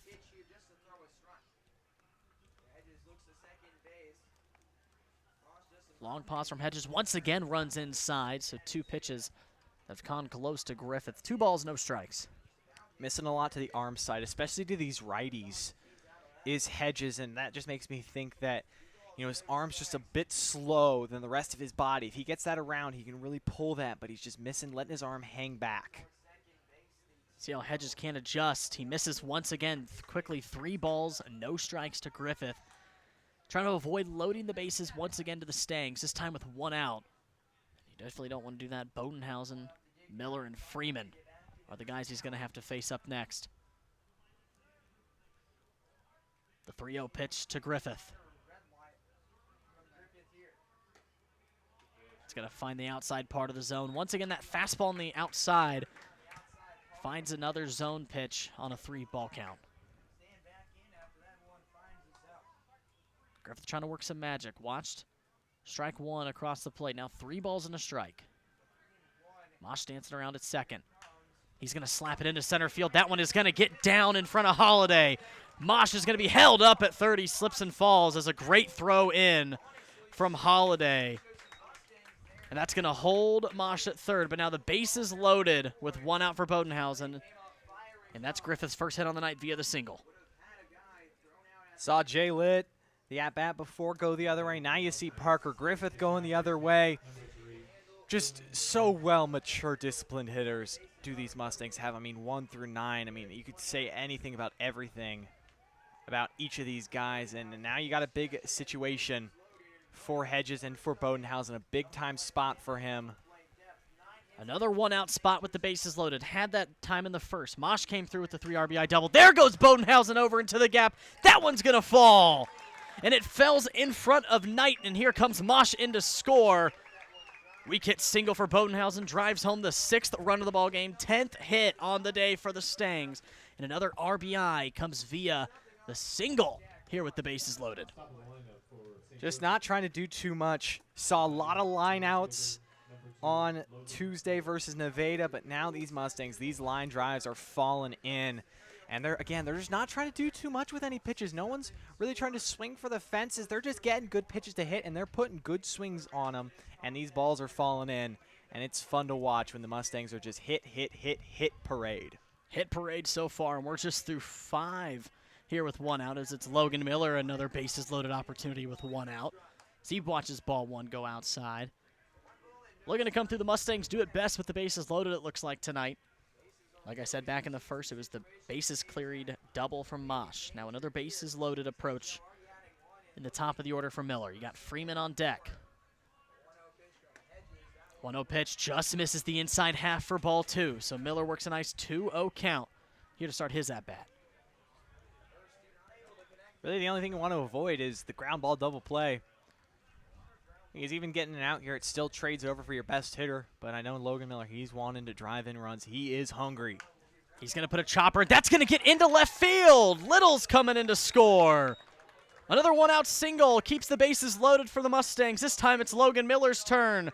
His first hit on the night and his 2nd RBI in the game. Your Mustangs lead it 7-0 here in the 5th. Jackson, you may really want to think about what your float's going to be for this hit parade, because it's now been 7, 8, 9, 1, another, and sometimes hit singles after single after single can just be so draining as a pitcher, because it's just everyone just keeps moving up one base. You know, there's no big hit that kind of lets you reset a little bit. It's just constant pressure and constantly having to think. And it's Darius Freeman trying to get his revenge at-bat here on Hedges. Struck out swinging back in the 4th. A nice righty-lefty matchup. Freeman a long pause with Hedges on the mound and at the batter's circle. Bases loaded with an out. The first pitch. Big swing and a miss from Freeman back into the catcher's glove for strike 1. I like that swing from Freeman because, again, he's seen his previous 4 teammates all rip singles. He was figuring that Hedges was going to throw him a good pitch. Necessarily didn't. Change up low. But, again, I like the aggressiveness, and I think that's the biggest key I've seen. The aggressiveness between the Mustangs and the A's is just so big right now. 1-0 pitch. Freeman's once again swinging, and he's quickly down 0-2 once again. Trying to avoid striking out for the 2nd time, but Freeman's been swinging it good here in his at-bat. 0-2 to Freeman, 1 out, bases loaded. Freeman's trying to avoid putting it on the ground. Keep this inning going for the Stangs. They lead at 7-0, 11 team hits. He's a hard guy to double up, so it has to be pretty much hard and right at somebody. Freeman's going to flare it into left field. That one is going to get down fair. Here comes Griffith to score. Rounding third, Bodenhausen. He scores. Into third is Miller, and Freeman stands up on second. 2 RBI double from Mr. Darius Freeman. And the Mustangs continue to move in Game 1 of the MINK League Championship Series. I mean, what's not going right for the Mustangs? I mean, your best hitter's coming through with a double. 2 more runs are scoring. You're just finding all the green grass there is here at Municipal Stadium. And for the A's, I mean, when it rains, it pours. When there's thunder, there's lightning. Huge start and a complete flip from last year's Game 1 here in Clarinda. Last year, 10-7 loss for the Mustangs. They lead it 9-0 here in the 5th. Beautiful game 1 start. Lucart puts a big swing into left field. That one will get foul. Heads up to the fans over in the grass. Strike 1 on Lucart. Lucart looking for his first hit tonight. He's drawn a pair of walks back in the 4th and the 1st. Has came around to score once. Finds himself down 0-1, 1 out. Still multiple RBIs up in the board for the Stangs. Miller and Freeman on 3rd and 2nd. 0-1 pitch to Lucart outside for ball 1. Works it back even, a ball and a strike to the Missouri Southern Lion and Braden Lucart.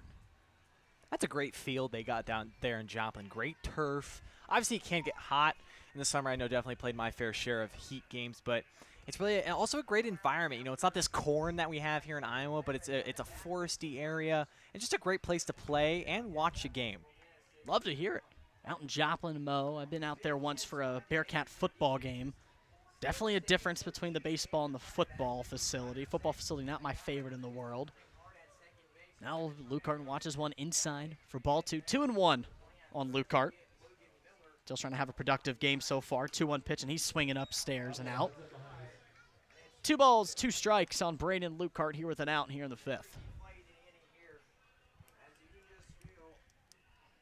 Lucart, he's really looking to deliver the knockout blow. I mean, right now the A's are on the mat, and the ref's counting, but I feel like just one more hit, one more big hit, we'll see that get number to get to 10, and it might be over early for the A's, and it'll be interesting to see because you're getting blown out now. How much pitching are you willing to sacrifice? Do you just go to a guy that, you know, maybe hasn't had much success, save some of your better arms? Because again, we talked about it. Like we saw this last year.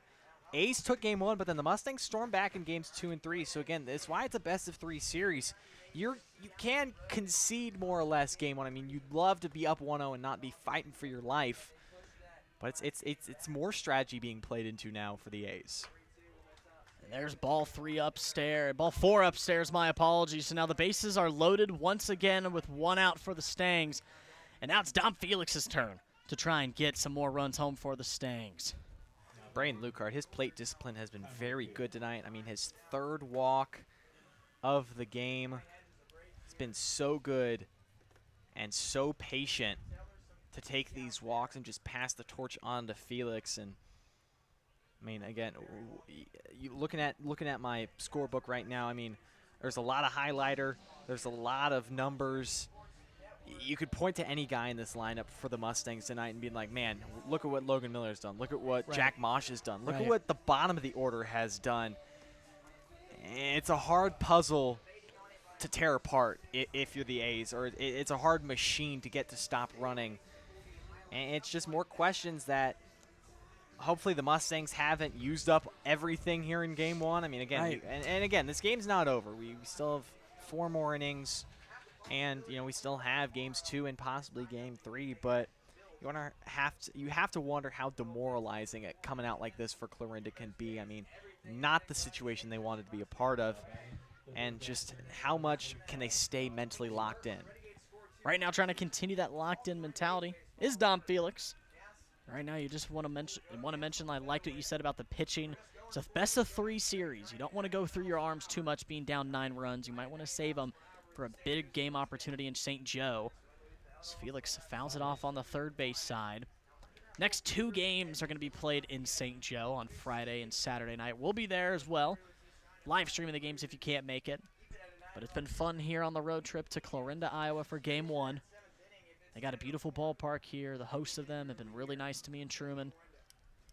It's been a fun outing. 0-1 pitch to Felix. Fouls it off once again. He's swing heavy, but he's getting contact on him. 0-2 to start his at-bat. Well, you know, I got the rodeo going on. You know, earlier I went over just, you know, check out the livestock, check out what kind of competition for the, you know, men and boys and maybe girls that will be riding them tonight. And then I was talking to some of the guys that, not one of the big bulls, but you know, one of the definitely medium-sized bull. They're having some real young kids. I think they said like 5-year-old or 6-year-old hopping on one of those. I mean, sometimes, you know, you just grow up and destined to be a bull rider, I guess.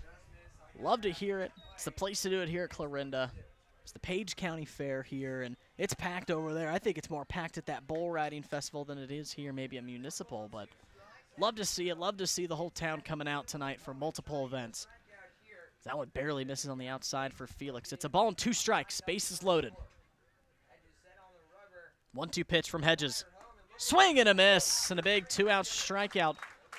Finds Felix walking back to the dugouts. Now the base is loaded for 2 outs, and it belongs to the man who led it off, and Jack Mosh to come through once again.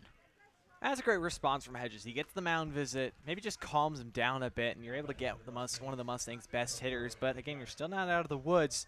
You got to get Jack Mosh, who really has had A's pitching numbers here tonight. Mosh unloaded the bases with a 3 RBI double back in the first. Another time to do it again.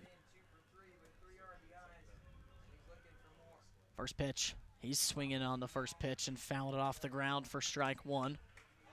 Mosh led off this inning, reached first on the E6 by Lenteo, just couldn't glove it cleanly. He's came around to score one of the 4 runs here in the 5th inning.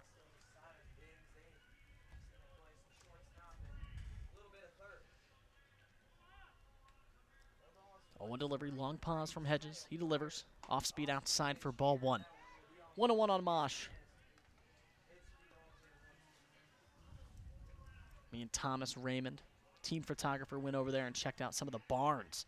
Got to see some of the pigs, the sheep. Ended up trying some of the fair lemonade. Can never go wrong with some fair lemonade, and it was delicious. Here at the Page County Fairs, that one's fouled off the first base side for strike 2. So now a ball and 2 strikes with 2 outs on Mosh. Well, I guess the question would have to be, would you rather be a bull rider or would you rather be the rodeo clown? Oh, man. That's a great question. I mean, I've always thought being a bull rider was some of the coolest things. One of the coolest things in the world. As a kid, I was like, I always had the PBR games on my Xbox 360 and Wii. I thought they were always They made so cool. bull riding games? They sure did. Ball and 2 strikes. Can't say I ever came across a bull riding game. They were pretty fun. As Mosh fouls it off on 1 and 2, so it remains a ball and 2 strikes. They were really fun. I had that at my pops' house. We had the PBR game. We had Monster Jam video game. That was another one of my favorites. Mosh sets a ball and 2 strikes. Bases loaded still here for the Stangs with 2 outs. 1-2, he lines it into right field. Knight giving chase, and he's going to make the catch for the 3rd out. So the A's once again leave the bases loaded, but the Mustangs put 4 more runs on the board after going scoreless the last 2. As your Mustangs lead it 9-0, 12 team hits. The boys have came to Clarinda to play in Game 1 of the MINK League Championship Series.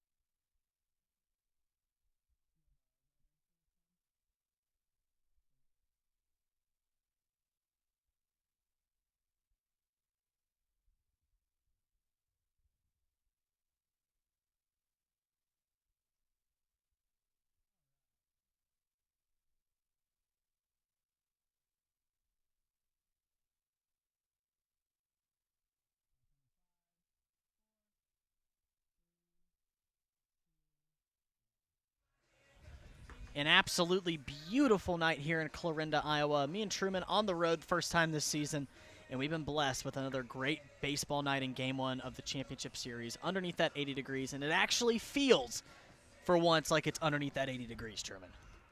Yeah, definitely. It feels great. I mean, some drizzly rain came through, but then the sun came out, and it's been fun baseball here tonight, at least for St. Joe fans. At least for the Mustang fans, that's right. So your Mustangs lead at 9-0. We're in the home half of the 5th. It'll be Cooper Knight to lead it off. Knight struck out swinging back in the 2nd in his only plate appearance on Cade Perkins, who's still out on the mound, and why not?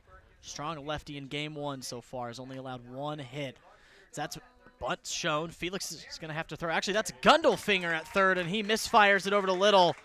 So Knight's going to stroll over to 2nd base on the E5 off Tyler Gundelfinger, who's in the game for Felix here in the 5th. Yeah, just a tough play. I mean, an interesting play laid down. I mean, Cooper Knight just trying to create something, goes with the bunt, and it was good because it was hard enough past Perkins. but then it was a long run for Gundelfinger, and might have just should have put that in his back pocket. Don't think he would have gotten him nonetheless. But now it's finally a good start for the A's. First time they've had their leadoff man on. And it is going to be Kane Wilson, leadoff runner on second base. First time the A's have gotten a runner in scoring position tonight. And they're looking to capitalize. Still no runs on their game. First pitch misses down low, ball one. Perkins trying to respond.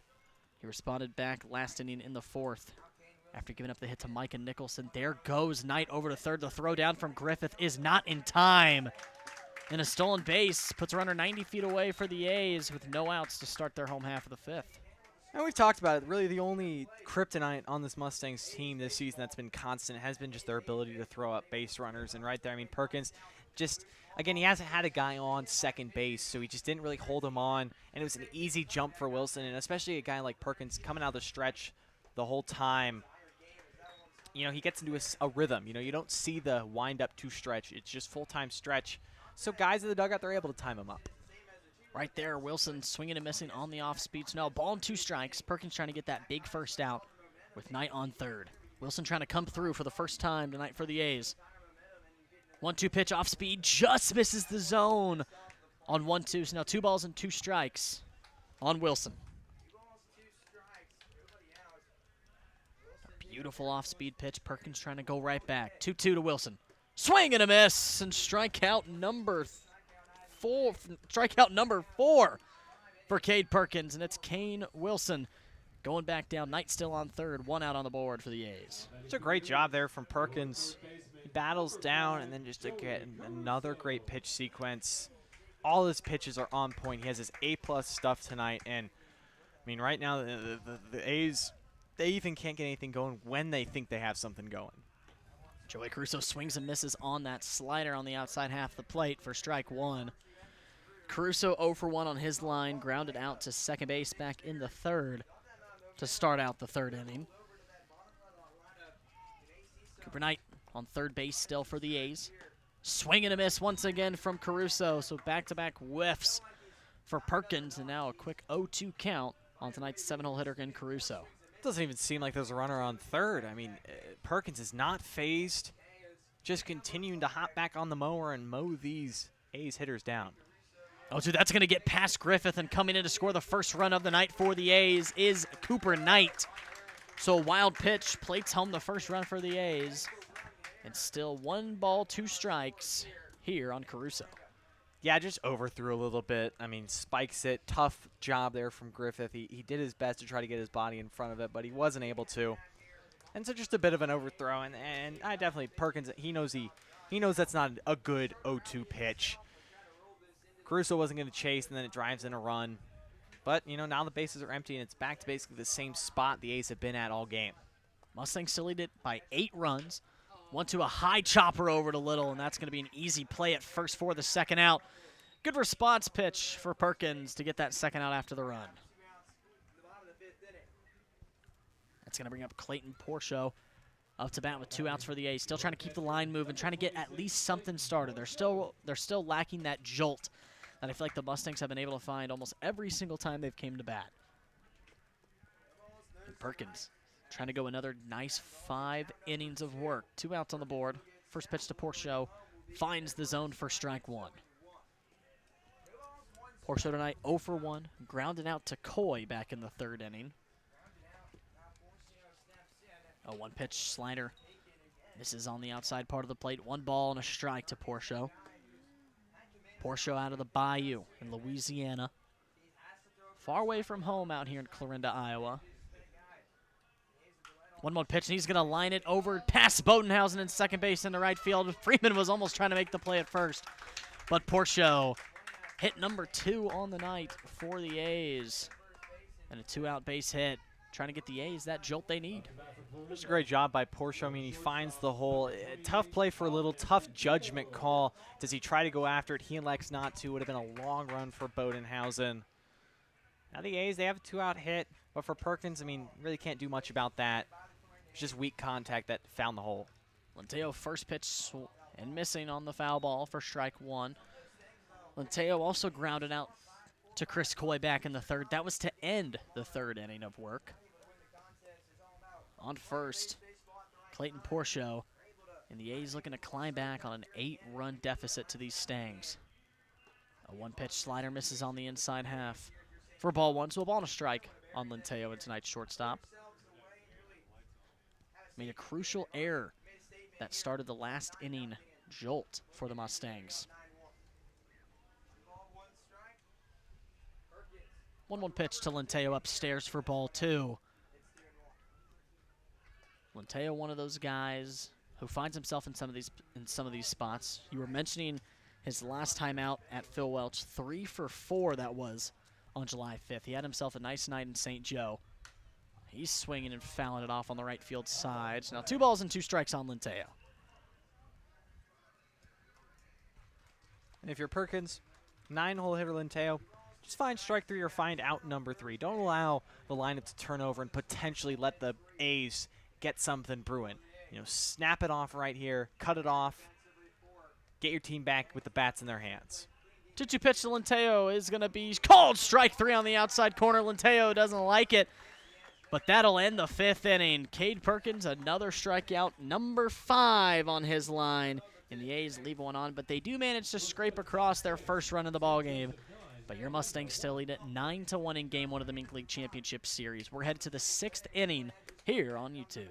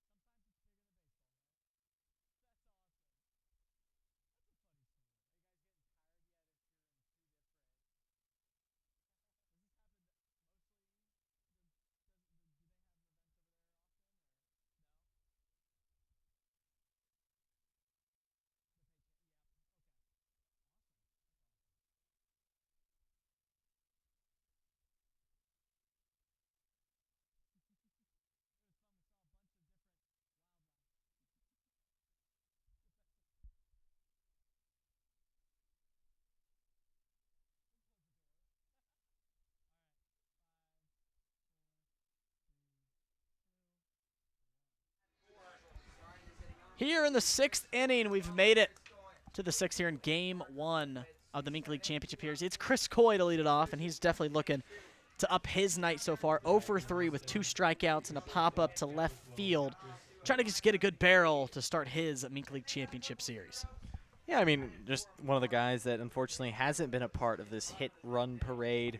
And I definitely know he wants to, but he's also definitely made plenty of plays in the field, so his defense has continued to travel and continue to help out Cade Perkins on the defensive side of the ball. I feel like it always does with Mr. Chris Coy, one of the most defensively sound players here on the Stangs, as he watches that front door slider for strike 1.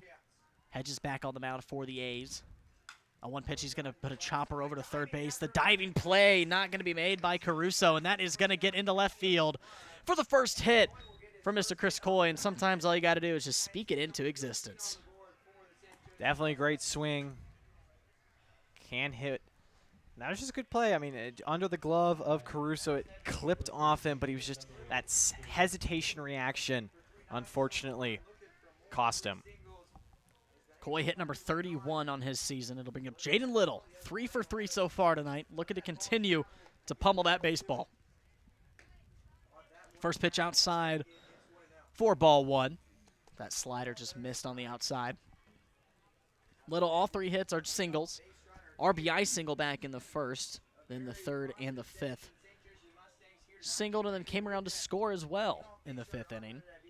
So it's Chris Coy on first base. Coy 14 stolen bases. He's gotten caught twice. Upstairs, ball 2 on Jaden Little, so a quick 2-0 count worked off of Hedges. And Hedges, I mean, he has given up runs, but he's also given the A's length, and that's what they've needed because then they're not trying to burn a lot of their top arms. They're trying to get as much as they can out of Mr. Hedges. Hedges down low, ball 3. So now 3 balls, no strikes on Little. Lights have officially came on here at Municipal Stadium in Game 1. So we are nearing a beautiful skyline out in the outfield past the cornfields. 3-0 pitch, there's that slider, and that finds the zone for strike 1 on Little. So now Little's sitting 3-1, looking to stay disciplined at the plate. A walk here would be nice. It still sets up that double play, but it also moves Coy over to second base in scoring position. 3-1 pitch. Little swinging, and he's going to foul it off to the home dugout. So now a full count. Worked it all the way back from 3-0. Hedges did a nice job on Little. Find himself in a 3-2 count. Yeah, it's just a little bit out in front of that last pitch. But if you're Hedges, you can't be too cute around the zone, but you got to come into the zone. You can't just throw the walk. You got to be competitive. Competitive pitch right here. There goes Coy on 3-2. He's going to chop it over. Caruso gets the play there on the dive. He makes the throw over. What a play. Cobb's going to try and find Coy over to third. Throws past him, and here comes Coy. And they're going to say it's out of play. So Coy comes in to score, and it's back to a 9-run lead for the Mustangs on the missed throw from Cobb. But what a play over at third. Caruso gets that revenge throw. Yeah, heads-up base running right there from Chris Coy. I mean, he never stopped running. After trying to steal, never stopped running, and then he slides into third, and there's some big foul territory here down both the first base and third base lines. And if you're Caruso, I mean, you make the diving stop on the first play, make a fantastic throw. Cobbs throws a little short arm. You got to know if you're Caruso that you're probably not going to have a chance to get Coy out. You just got to be a catcher in that scenario. Just try to corral that ball and not let it get past you, and unfortunately it did. The extra 90 feet allowed to Coy, and the first pitch misses on the outside part of Griffith for ball 1, just gets away. But in that scenario, such a fast play. I mean, Caruso, who had to make that tough throw, who's already got a million things running around his mind after making that play. The last thing you're thinking about is trying to make that tag at third base with Coy. But it comes back to bite the A's once again. Second error on the day for them. 1-0 pitch to Griffith. Slider misses outside once again for ball 2. So another 2-0 count for these Mustangs here in the top of the 6th.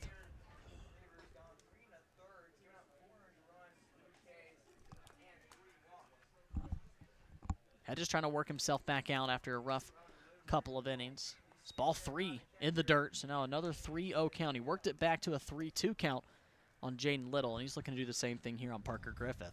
There's a little bit of action going on in Clarinda's bullpen. Hedges really starting to labor. I mean, back-to-back 3-0 counts. Again, they're trying to sap as many outs as they can out of this right arm. There's walk number 23 from Parker Griffith on his season's second walk of the day. And this will be his 3rd time finding himself on the base paths, having himself a quality day here in Clarinda. Definitely quality. Like many of his other teammates, quality is a great word to use, and it's just another guy on. And it just seems like when the A's, you know, the Mustangs don't have anybody on, they find a guy on, or the A's help them out and get a guy on. It's just we've become so used to tonight. I think it's just, I feel like every inning starting with a guy on for the Mustangs. It's Truman Bodenhausen in the 9-hole. There's that first pitch strike from Hedges, a good bounce back after back-to-back. Just down low and getting it out of it yourself on these Mustang hitters. He finds that first pitch strike on Bodenhausen. Griffith on first base. Still just the 1 out here in the home half of the 6th, in the away half of the 6th. Pitch runs upstairs on Bodenhausen. Finds it for ball 1, so a ball and a strike now on the 9-hole hitter. Bodenhausen this season, 309 hitter, 29 hits on 94 at-bats. He's drawn 17 walks. 1-1 pitch, just misses the inside half. So now 2-1 on Bodenhausen. 2 of those hits are doubles. No triples, no home runs for him. 21 runs batted in. Bodenhausen having a quality season. Pitch back on Griffith. He's going nowhere on first base. Griffith only the 4 stolen bases on his line, so definitely another one of these guys on the lineup who are not likely to go, but you just never know with these Mustangs. The wreaking havoc has continued to shake up the Mink. Big swing and a miss from Bodenhausen on the outside fastball. So 2 balls, 2 strikes on the Mustangs 9-hole. Bodenhausen 3 for 9 against the A's this season. It's his 4th time playing against them tonight. 2-2 pitch from Hedges. He's going to line it right back up the middle for a 1-out base hit. That advances Parker Griffith up to second base. And that'll be Bodenhausen's 3rd hit on the night. So another great night for him here at Game 1. Really is great to see. I mean, Truman Bodenhausen as a 9-hole hitter, 3 hits tonight. He has seen the ball really well. He's a guy who got more opportunities this year, and he has definitely capitalized on them. And now the A's finally forced to go to their bullpen, it seems like. Like we've been saying, it's just not the thing they've been wanting to do. They're trying to save as many arms. There are 2 more games in the air if they need to go 2 games. And the A's are definitely not wanting to work the bullpen, as the Mustangs are seeing them well. 14 team hits, 10 runs. Pitching change here in Clarinda. We're going to take a quick break, and we'll be right back here in the top of the 6th.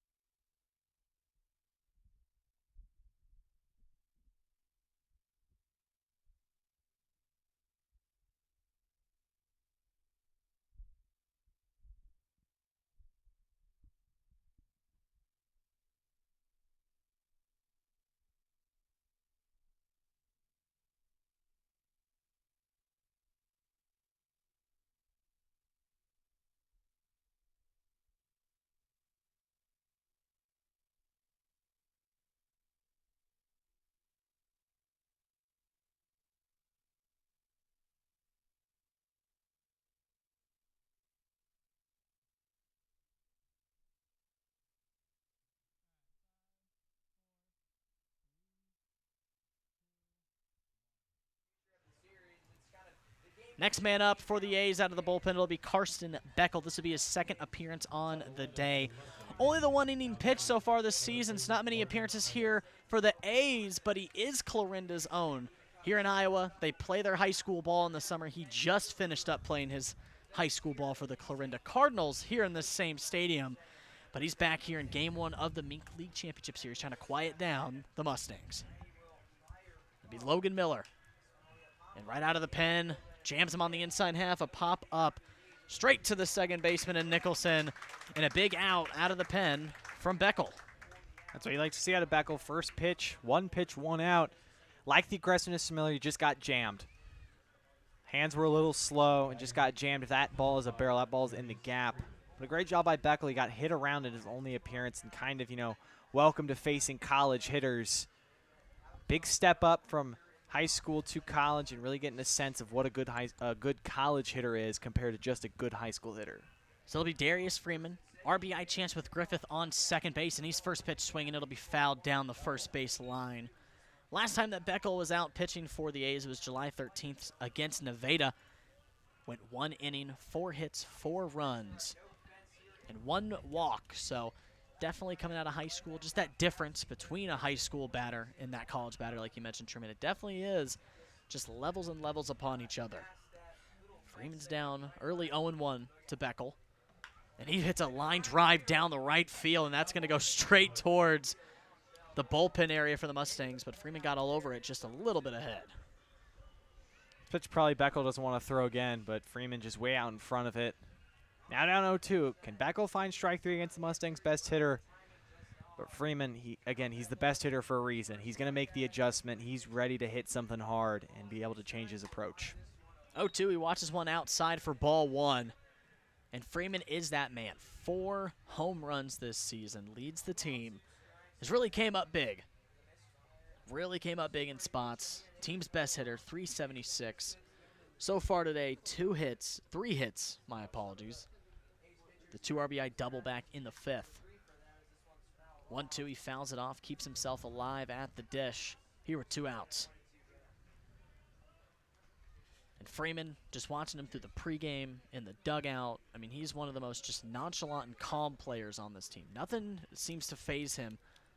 None of the pressure of the moment. I feel like he steps up every single game and just does what he does. Nothing else. And that's a reason why he just continues to be the Mustangs guy as he puts a flare into left field.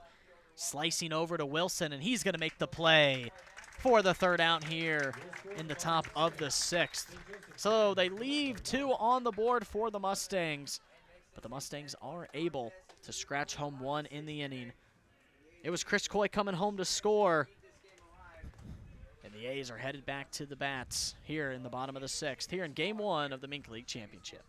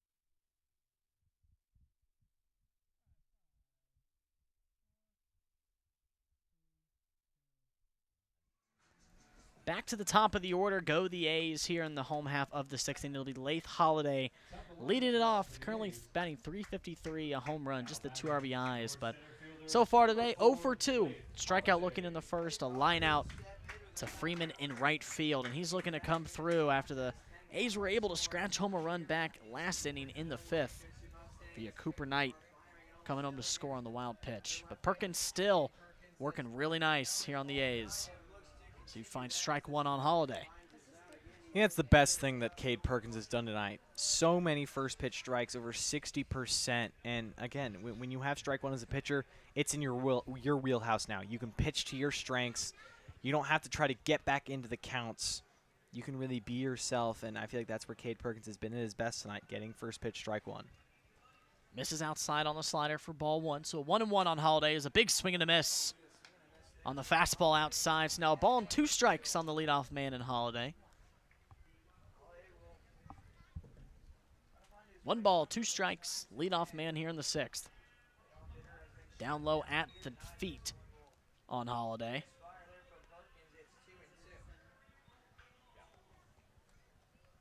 Perkins really been doing a good job just working himself back in on these counts. 2 balls, 2 strikes on Holiday.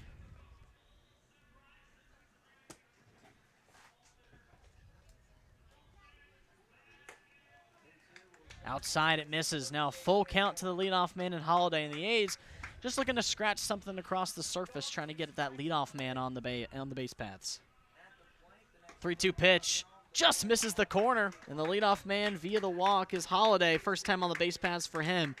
And the A's finally get that good jump start to the inning that they're looking for. It was last inning, they got the single, and now the leadoff walk. It's not necessarily the guy you want to have on in this scenario as the leadoff man if you're the Mustangs. He's got plenty of speed. Holiday does possess that speed. Can really get himself over. Micah Nicholson, the man out of St. Mary's College, out of the Western Coast Conference. Nice Division I baseball school, predominantly known for their basketball in March Madness. But he finds himself as a Gale. Originally out of El Dorado Hills, California, as he watches ball one inside. Finance major, just finished up his freshman season in St. Mary's. This ball two goes outside for ball two. So quickly 2-0 on Nicholson. Perkins, last couple pitches, he's been missing that arm side. Starting to get a little tired maybe. I mean, his longest outing was 6 innings, but he's still got to finish. Finish over the top. There he is. I think he just missed that over-the-top throw on the slider coming inside. And actually it was called strike one. My apologies. A later call, so now 2-1 on Nicholson.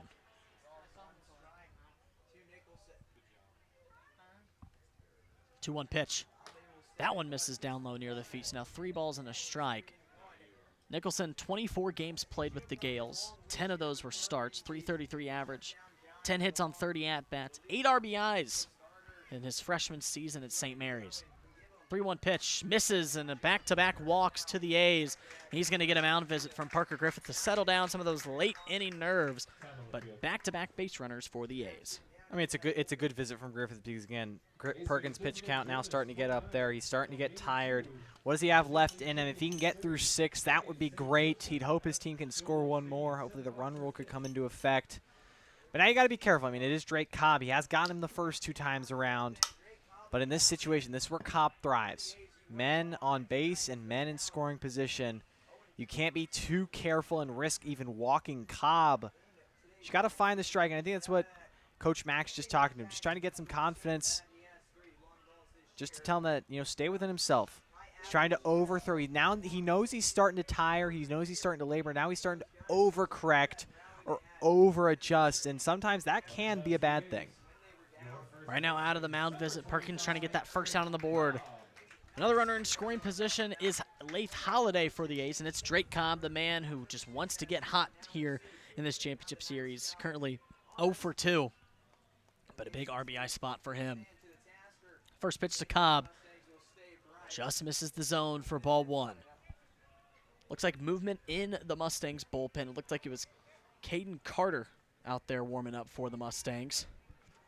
Looking to see how much longer the Mustangs want to ride it out of Perk. There goes Holiday to third, and they're just going to let both runners move up an extra 90 feet.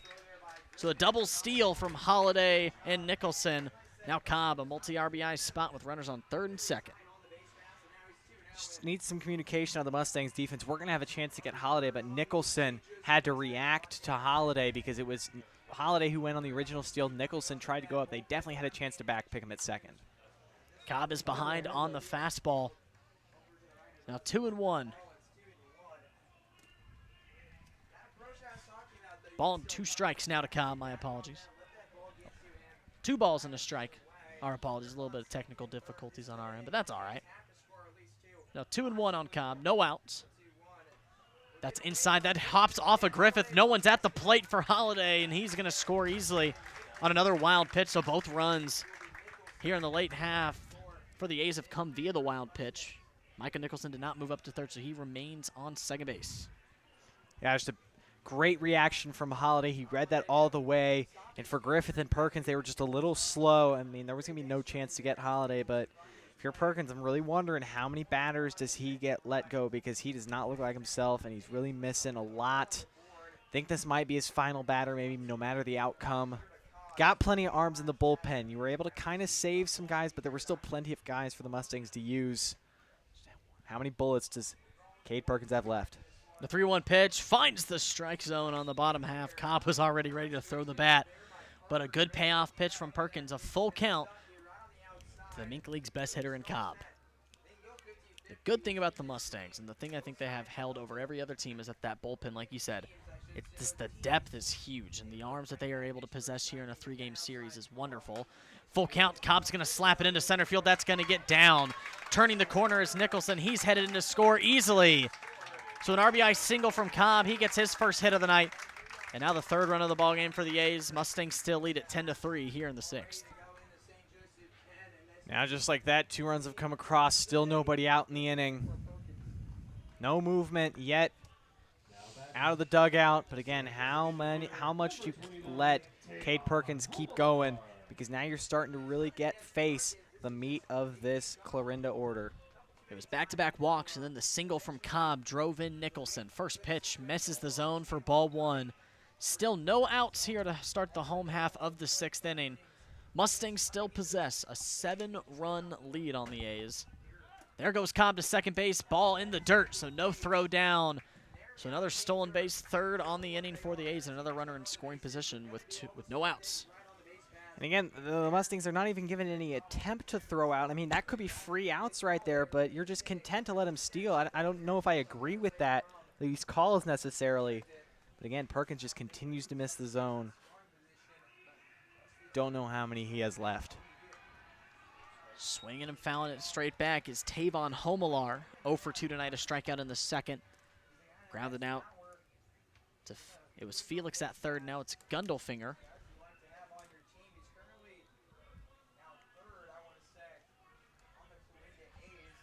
The 2-1 delivery from Perkins. Upstairs, now 3 balls and a strike to Homelar. And he's just trying to keep him off the bag, trying to get that first out in the inning for the Stangs. If he walks him here, I think it'll be done for Perkins. I mean, it was a heck of an effort. He got plenty of run support, but just, ran out of steam here in the 6th. It was sad to see because he was rolling. Homelar's going to foul it off. It almost looked like it bounced around. It's now a full count on Homelar as Perkins is just trying to get that payoff strikeout, payoff delivery to just go his way for once here in this inning.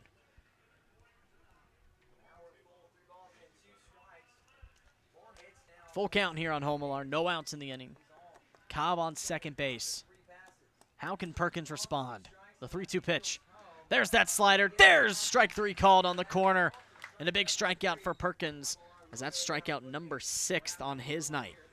There's a great pitch from Perkins, a great response. I mean, it took him a while, but those last couple pitches were really what we saw earlier in the game, able to spot his pitches, fastball to the slider. Johnny Coy's going to keep letting him ride. I want to see if he wants to get that full inning out of Perkins, maybe change at the bottom of the 7th inning, but it's Cooper Knight who led off last inning with a single, ended up coming to score on the wild pitch for the first run, and he's swinging and missing on the off speed for strike 1. It's the kind of response we want to see from Perkins, back to getting that first pitch strike. Put him on the slider. We'd like to see that fastball maybe on the inside half on Knight. Knight could probably try and jam him to get that second out. 0-1 pitch. There's that slider once again, and he's swinging and missing back-to-back times. So quickly 0-2 on Cooper Knight, 5-hole hitter. Those are a couple of good sliders there from Perkins. Earlier this inning, they were really popping out of his hand. It was easy for the A's to identify them, but those last 2 tonight have been tight and crisp like we saw earlier in the game. 0-2 tonight. Called strike 3 once again. Back-to-back backwards Ks for Perkins, and that's strikeout number 7 on his night. And what a response. 2 batters retired on the strikeout. Definitely what a response. I mean, I thought Perkins might have been done. He looked out of it. He looked tired, but these last 2 hitters, he has really just gritted his teeth and executed some of the best pitches of the night. And he's trying to finish on a high note rather than a low note. Sure is. 2 outs here in the bottom of the 6th inning. It's Kane Wilson who struck out back in the 5th. Swing and a miss once again for strike 1. Griffith is going to give another talk to Cade Perkins, probably just to go over some things, or maybe, like you've said, Truman, all season long, maybe to not even talk about baseball, just to kind of see where his level is at. No, I think Perkins, I think they just got crossed up a little bit. Griffith was a little surprised by the fastball. So I think this is just a clarification because I think Griffith and Perkins, they surprised each other, and so Griffith just doesn't want it to happen again because that can be a dangerous thing when your pitcher crosses up your catcher or vice versa, and one's not expecting the other and can go really poorly sometimes. Definitely trying to keep that safety for Griffith up behind the plate. 0-1 on Wilson. There's that slider once again, and it finds the zone. Quickly 0-2 once again.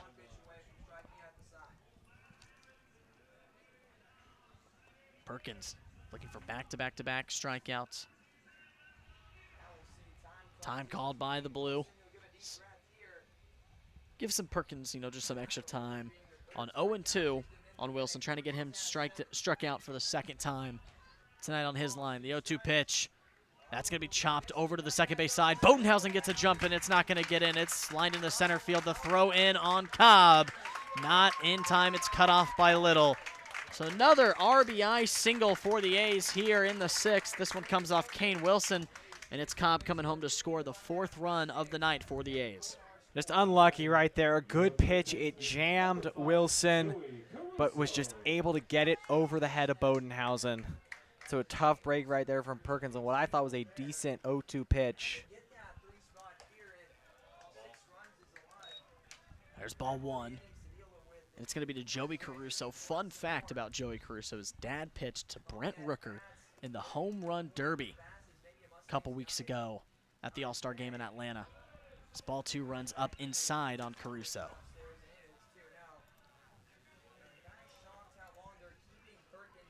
Runner on first. Wilson. Mustangs just looking to get that last out of Perkins here in the 6th without giving up another. Mustangs still lead it by 6 runs. The 2-0 pitch down and away. So quickly 3-0 on Joey Caruso. Does look like Caden Carter is the only one getting warmed up, so we might be able to see him come in the bottom of the 7th to try and end out that last 3. Big lead on first base from Wilson. 3-0 pitch, so a 4-pitch walk now issued to Joey Caruso. And that's the 3rd walk of the inning issued by Perkins. And here comes Johnny Coy. Can't get that final out. And we're going to see Mr. Caden Carter come into this ball game and try and record that final out. But we're going to take a break, and we'll be right back to announce a new pitcher for the Mustangs here on YouTube.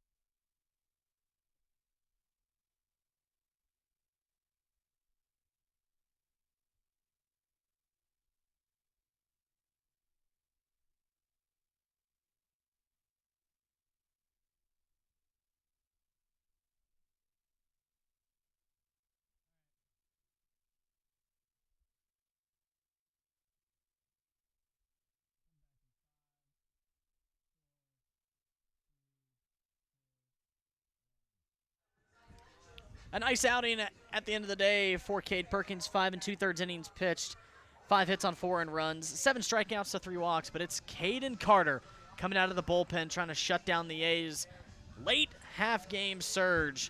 And so far this season, this will be his 10th appearance, 19 innings pitched, an ERA of 4.74. K to walk ratio, 22 strikeouts to 7 walks. Another quality man coming out of the pen for the Mustangs.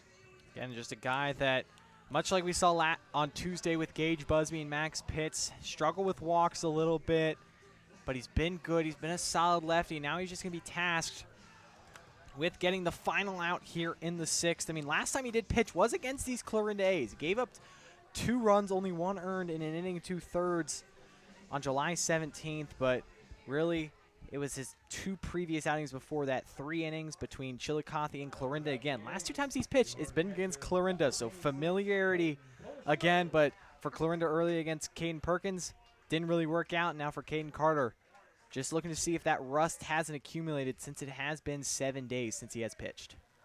Carter trying to just record that 3rd out here in the home half of the 6th inning. It's Clayton Porcho with another runner in scoring position for the A's.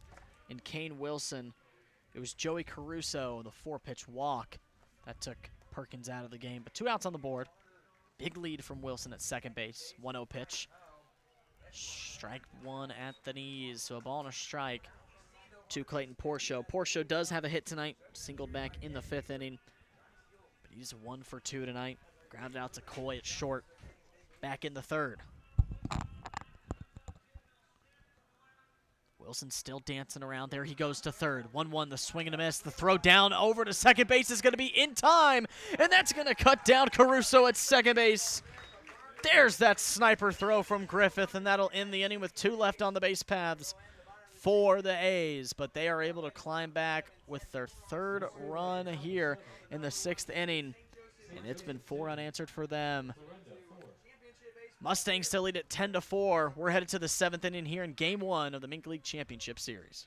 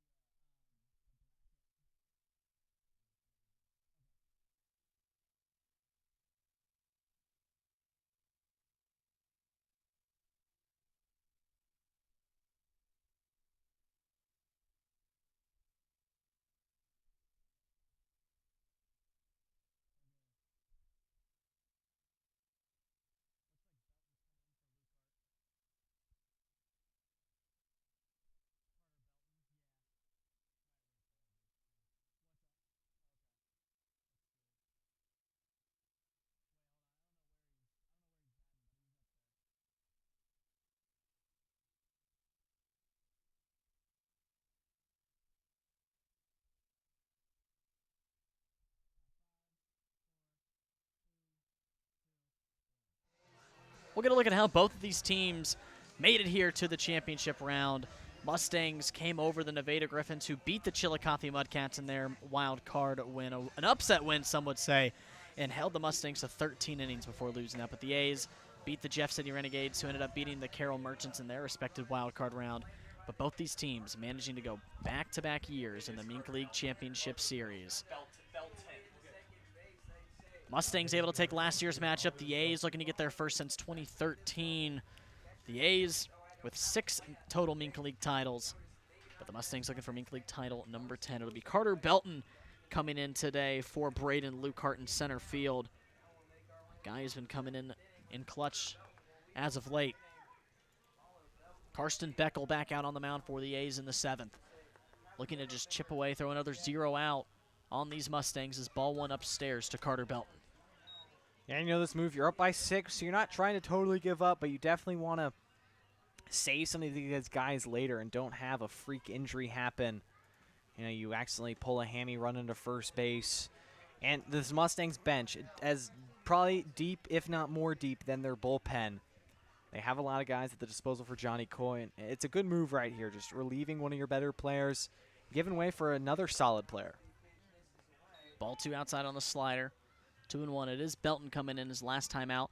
July 19th was 2 for 2 with 3 runs, an RBI with a double and a triple against Jeff City and St. Joe, and he's puts a deep pop fly into shallow center field. Lenteo calls off everyone, and he makes the play for the first out. So leadoff man retired for the Mustangs here to start off their 7th. Just got under it right there. It was a good pitch, but if he'd been more on top of it, that's a line drive into center. Instead, he got under it, caused him to pop it up. Be Tyler Gundelfinger into the game for Felix, making his first appearance at the plate tonight. 1 out on the board for the Stangs here in the 7th. They still command a 6-run lead. First pitch from Beckel. Gundelfinger swinging. He's fouled it off the third base side for strike 1.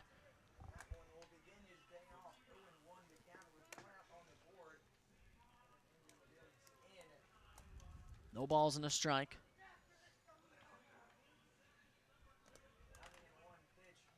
There's the slider, and it's another swing and miss. Fouled off by Gundelfinger, so quickly down 0-2 to Beckel. Gundelfinger so far batting .215 17 hits on 79 at-bats. 3 of those are doubles. Does have the bomb at home. The 0-2 pitch from Beckel. Slider misses down low, so ball and 2 strikes on Gundelfinger.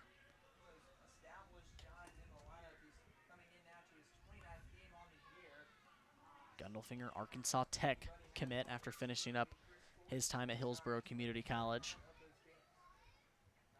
The 1-2 pitch from Beckel. Runs upstairs off the glove of Porcho. So now 2 balls and 2 strikes. Gundelfinger doing his due diligence, working it back up to 2-2.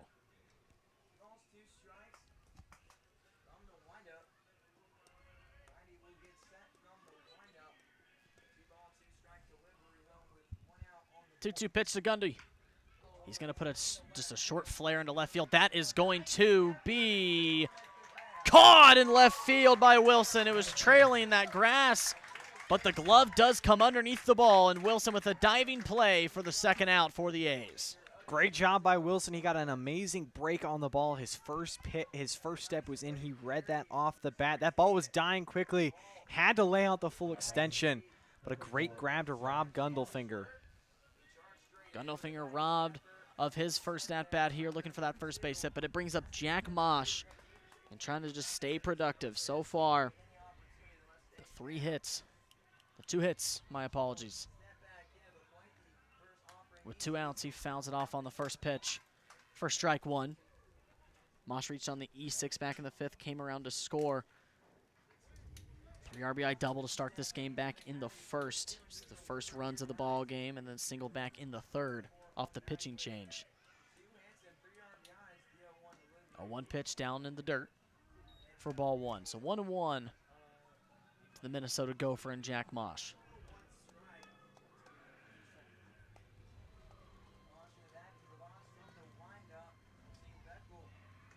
One at the knees, finds himself inside for ball 2. So Mosh works a good 2-1 count on Beckel.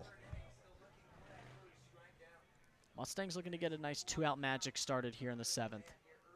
Looking to add some more insurance as the A's have been looking pretty solid in this later half as Mosh puts a swing, and that is going to get down in the right center field gap in front of Lath Holiday, and Mosh takes his turnaround first for a 2-out single, and that's the 3rd hit of the night for Jack Mosh.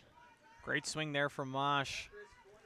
He's just such a disciplined hitter, and when you make a mistake on 1-2 like Beckel did right there, Mosh is going to make you pay. Be Chris Coy with 2 outs, trying to respond off the Jack Mosh single. He's 1 for 4 tonight, singled back in the 6th, and came around to score the only run for the Mustangs in the 6th. Swing and a miss on the slider as Coy 0-1.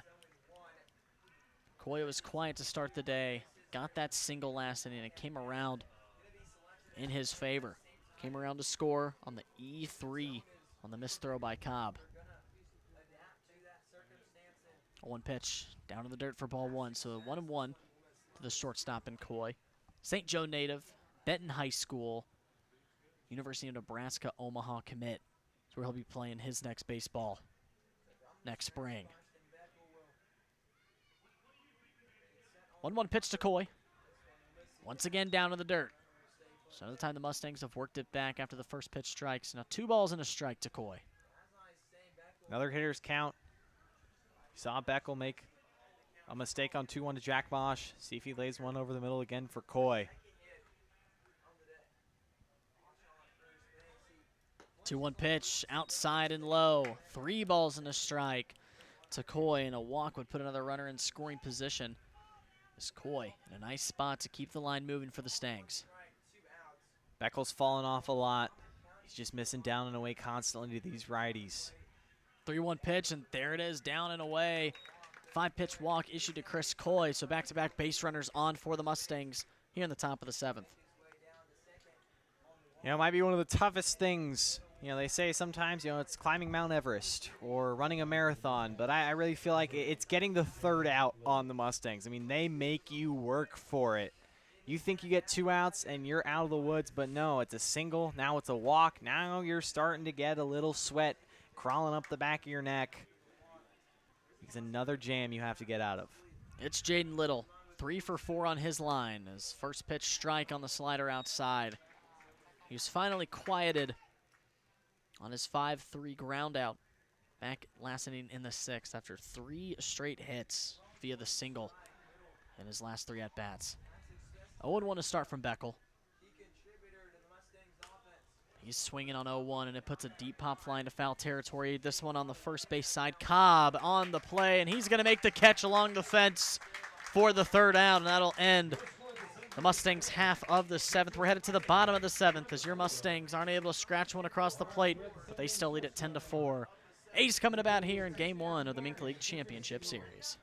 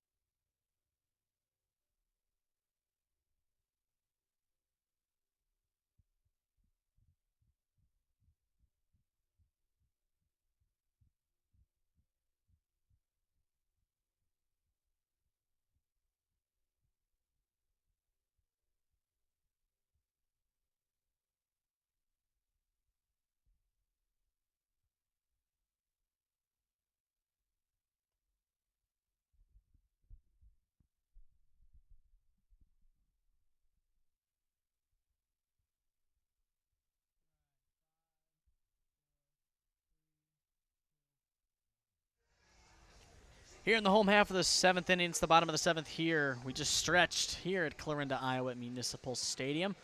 And it'll be the A's, and it'll be Clayton Porcho to lead it off. Caden Carter back on the mound for the Mustangs. Just trying to throw up another 0 on the board as they're just trying to keep it quiet as the A's have started to heat up, it looks like, here in the late half of the ballgame.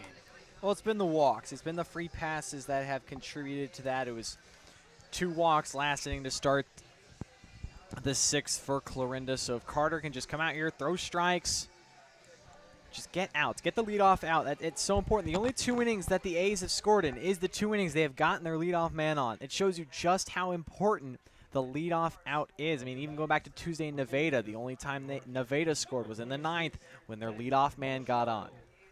And there he is, the man, Clayton Porcho, to lead it off for the A's. Trying to continue their run surge here in the last couple of innings. Carter's trying to quiet that. First pitch to Porcho here in the 7th. Just misses the inside half of the zone for ball 1. Clayton Porcho, Louisiana. He's a raging Cajun, originally from the Bayou area. It's the 1-0 pitch outside. 2-0 quickly on Porcho. Finish up his redshirt freshman season, originally from Livonia, Louisiana. 2-0 pitch. Once again outside, can't find that outside part of the zone. It's quickly down 3 balls and no strikes. It's tonight's 7th inning leadoff man in Porcho.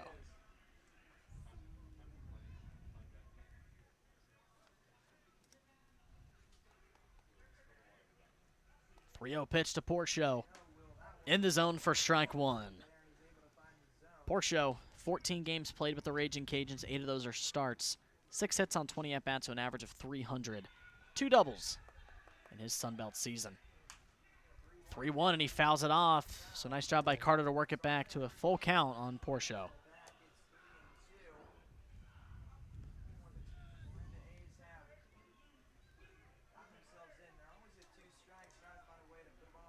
A 3-2 pitch. Upstairs, and a full count walk issued to Porcho, and another inning and another leadoff walk for the A's. Leadoff walks are just so killer. Because it's really, I mean, hits you can't really control as a pitcher, but what you can control is not throwing 4 balls and throwing walks. And I mean, we're still in kind of the medium distance in terms of game score difference, so it's not really a leadoff walk in the late inning of a close game. But nonetheless, again, I just said, the last 2 innings, the A's have gotten their leadoff man on. They've scored. First pitch to Colin Lentillo, the 9-hole man tonight, is strike 1. Lentillo, another guy out of St. Mary's College, alongside Micah Nicholson, originally from Danville, California. Just finished up his freshman season with the Gales. A 1 pitch upstairs and in for ball 1. Only 9 games played this last spring for the Gales. 2 of those were starts. Only the 1 hit on 7 at-bats, so an average of 143. 1 RBI in his first season in the West Coast Conference. 1-1 pitch. Down low in the zone for strike two. So now ball and 2 strikes to Lentillo. As Carr's trying to work back that out.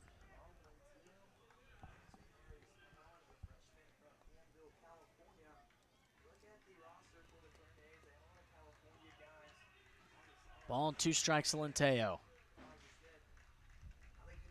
Swing and a miss. Third strikeout of the evening for Caden Carter. And a big one for him is first out, and it brings it back to the top of the order in Holiday. That's a great response there from Carter. Back in the zone, staying away from these righties. Fastball, when it's good, it has a little bit of that 2-seam run action, and right there just ran away from Lentillo's bat. That's a big out. First pitch to Holiday is strike 1. Holiday was walked back in the 6th, ended up stealing over to third base, and came home to score on the wild pitch.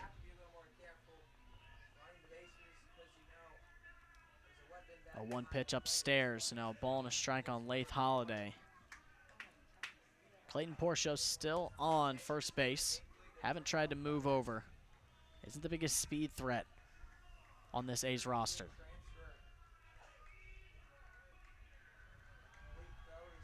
1-1 pitch.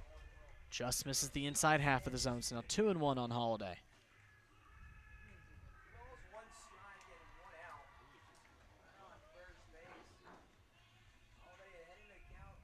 Two-one pitch. Swing and a miss from Holiday. So now 2 balls and 2 strikes. It's Lath Holiday. Carter's still trying to retire the second batter after giving up the walk. Coming right at him. Like it from Carter, not trying to shy away. Got to go right at these A's hitters. The 2-2 pitch to Holiday. He was wanting to go, but he holds back. Another full count. Second time we've seen that this inning, and they're trying to plate the second base runner here in their 7th. The tempo definitely surprised Holiday. Little jumpy. Carter got him with a bit of a slide step, different tempo. Just missed the spot. Avoid the walk. 3-2, and he slaps it into the right center field gap. That's going to get down in front of Belton. Turning the corner, heading over to third is Portia. And that's going to get away. Portia's going to score. And Holiday's going to move up to second base on the infield error. So that'll be the 5th run scored from the A's, and they're heating up here with 1 out in the 7th. That's just what you don't want to do. I see the thought process from Truman Bodenhausen, but a big turn from Holiday. You want to keep him honest over there, but you also just want to keep him at first base. Don't gift the A's with the extra base. And again, it's been walks and now an error. Really starting to feed the A's momentum. Now 10-5 is your score here in Game 1 of the MINK League Championship Series. Mustangs still trying to work back. It's Micah Nicholson trying to continue the inning.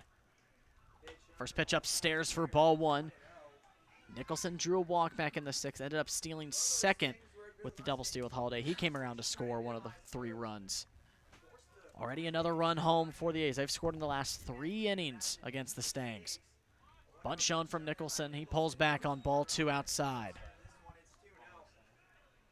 And never can count the A's out just because the Mustangs were up so much. I mean, you look at the game of the year that happened in St. Joe back, what was now back on July the 5th. Just an incredible game. 10-9. Mustangs were up 7-0 in that game, and the A's just clawed back. And it was the free passes that spurred their momentum, and that's now what we've seen. Past couple of innings, it's now been 4 walks the past couple of innings, and now the air. Things are starting to unravel a bit for the Stangs. They're just trying to find that extra out. It's Lath Holiday on second base. Another RBI chance for Nicholson. 2-1 pitch. There goes Holiday over to third. The throw down from Griffith is going to be gone, and it's going to get into left field. Here comes Holiday home. And another error in the inning from the Stangs brings home the 6th run. And the A's clawing back. It's now just a 4-run lead for the Mustangs with 1 out here in the 7th. And again, another error. And Griffith short arms the throw a little bit, but for Gundelfinger at third, he gave no effort to try and just chest that ball up. His head was turned away. He was just trying to olay it. You know, you think of the major league scene. You know, none of this Olay crap, except you didn't use the word crap. But, you know, from that scene, it's you got to chest that ball up. You see that ball coming low. You got to get in front of it because you never know. That run might be the deciding factor. But, again, another run on an air. And now another free pass on the hit by pitch. You can start to feel the crowd getting back into it. The A's are starting to get back into it. And the pressure is now starting to be on the Mustangs. 2-2 count, hit by pitch to Nicholson. It's his back-to-back time, back-to-back-to-back time finding himself on base. And it brings up the man you do not want. RBI singled back in the sixth. That's Drake Cobb looking to continue the inning for the A's. And now it's only a 4-run lead for the Mustangs. It's time to come back within. The pitching was there, the hitting was there, but now 5 runs unanswered here from the A's. Carter trying to get those extra, just those last 2 outs here in the 7th. First pitch is going to be a strike on the inside half on Cobb. Cobb singled back in the 6th with his first hit on the night. He's 1 for 3. But he's known for getting those multi-hit games against the Mustangs. He's going to foul it off the right field side. So now 0-2 on the big man in Drake Cobb. Got to be careful now with 0-2. You have a ball to waste. Try to get back to that great pitch sequencing we were seeing when the A's were just off balance. You can't serve Cobb anything good. You can waste a pitch here. Let's see what Carter has on 0-2. The 0-2 pitch, swing and a miss. Cobb's first time going down on strikes. That's the 2nd strikeout from Caden Carter. I said 3 earlier. It's his 2nd strikeout here out of the pen and a big one on Cobb. That's a big-time pitch from Caden Carter. I mean, A's best hitter, a chance to cut the lead to 2. He goes right at him with the fastball, and Cobb just laid on it, and that's a huge strikeout in a huge spot for Caden Carter. Big-time pitching. Big time. 2 outs on the board. Tavon Homelar. First pitch upstairs for ball 1. Homelar struck out looking in the 6th. He's 0 for 3 with 2 strikeouts on his line tonight. Ace looking to keep it going. On first stance, Nicholson. He got there via the walk, via the hit by pitch. 1-0 pitch, and that's going to run inside on Homelar, and that's just going to miss him. Good job by Griffith getting the glove on it before it hit him, so now 2-0 on Homelar. Hasn't had the grip for the curve tonight, has Carter. It's been pretty much fastball. 2-0 pitch. There's that pitch. Fastball finds the zone for strike 1, so 2-1 on Homelar. Looking to work back.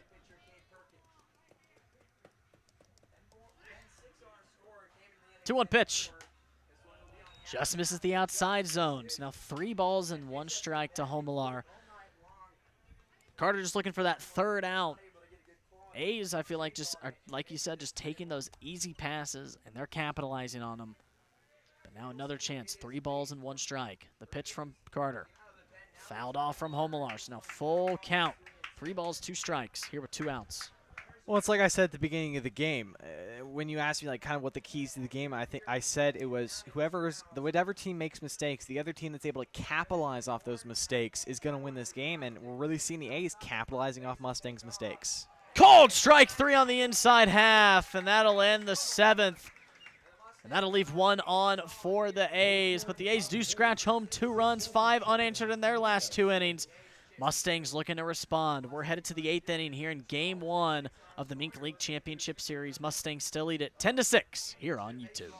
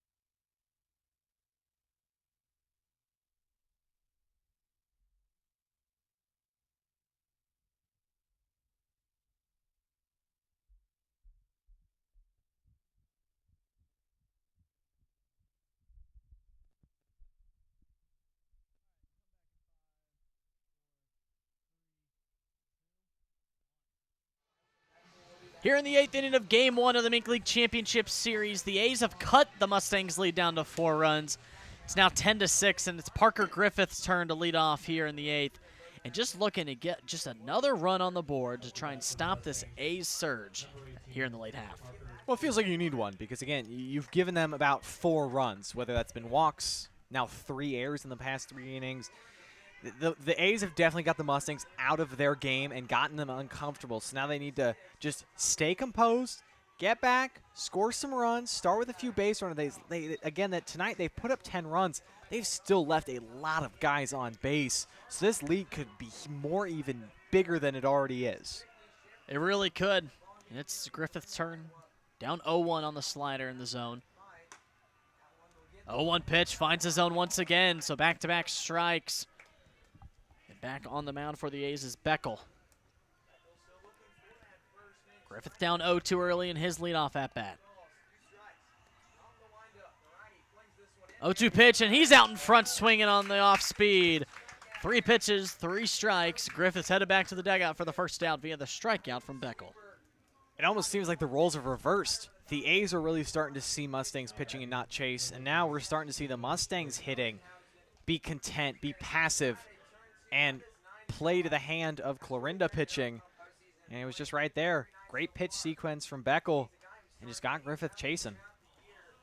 Beckel, a good start to the 8th. Bodenhausen was showing bunny pulls back on the inside pitch for ball 1. I feel like when the sun goes down, the lights come on, so do the A's. I feel like that's when that switch kind of turned.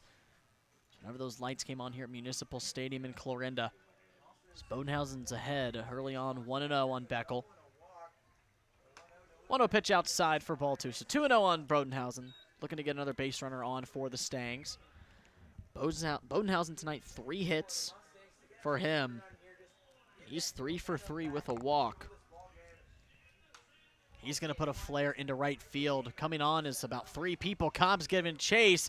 He makes the play. Comes all the way from first base to make the second out in right field. And 2 quick batters retired for the Mustangs.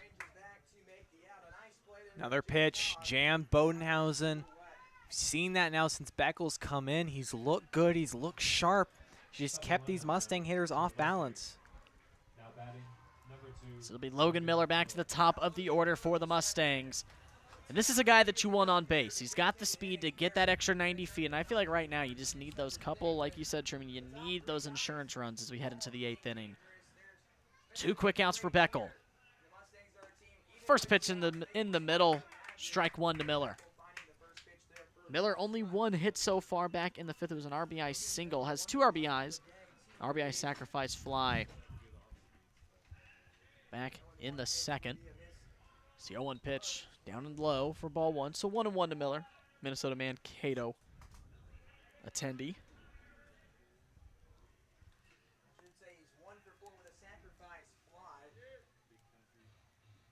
1-1 pitch from Beckel. There's the slider, and Miller was eating at it. He's out in front, but fouls it off. Ball 2 strikes. Beckel looks much improved from that bad outing he had when he gave up 4 runs in the singular inning.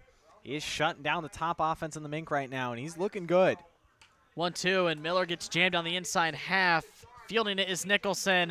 1, 2, 3 goes Beckel in the 8th inning for the A's, and they're looking to continue to climb back on the Mustangs, and Beckel's the man to do it. Mustangs still lead at 10-6, but the A's aren't going anywhere. We're headed to the bottom of the 8th here in Game 1 of the MINK League Championship Series.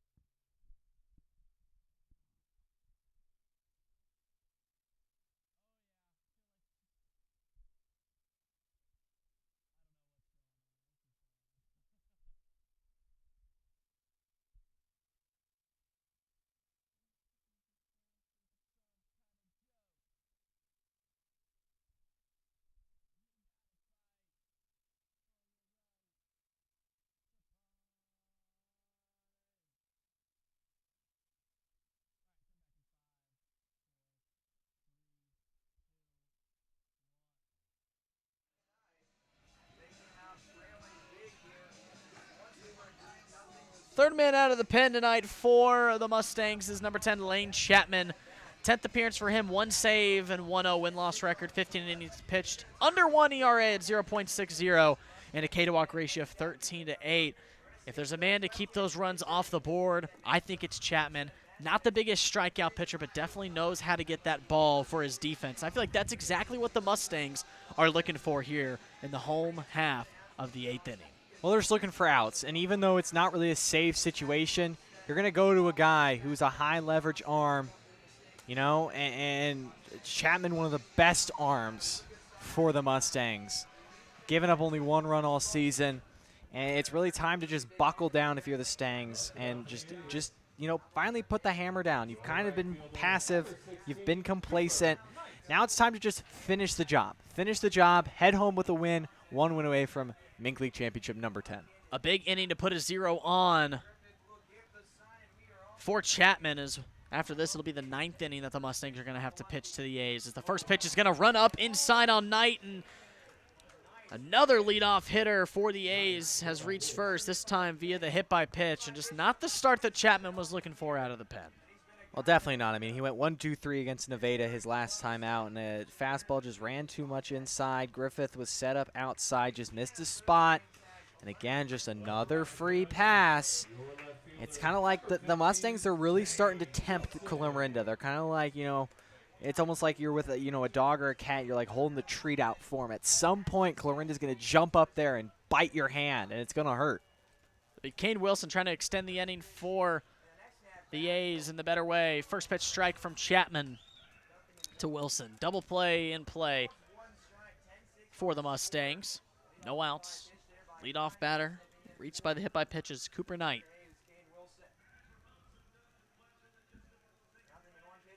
A 1 pitch to Wilson. Swing and a miss.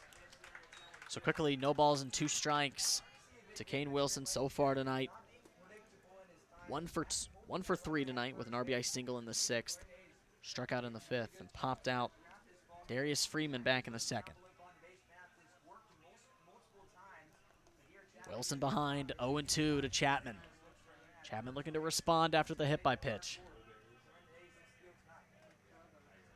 There goes Knight, swing and a miss. No throw down from Griffith, but a big strikeout to get the first out in the inning as Knight steals second, and Wilson heads back to the dugout with the strikeout.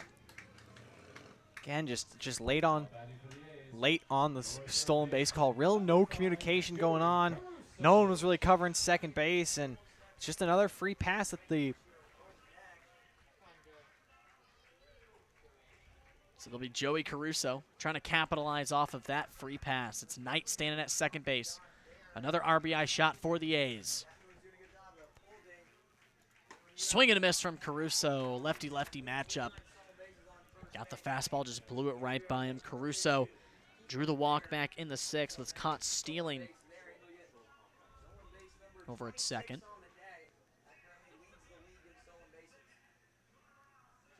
Oh, 0-1 on Caruso, 1 out. He's going to take some time to step off the mound.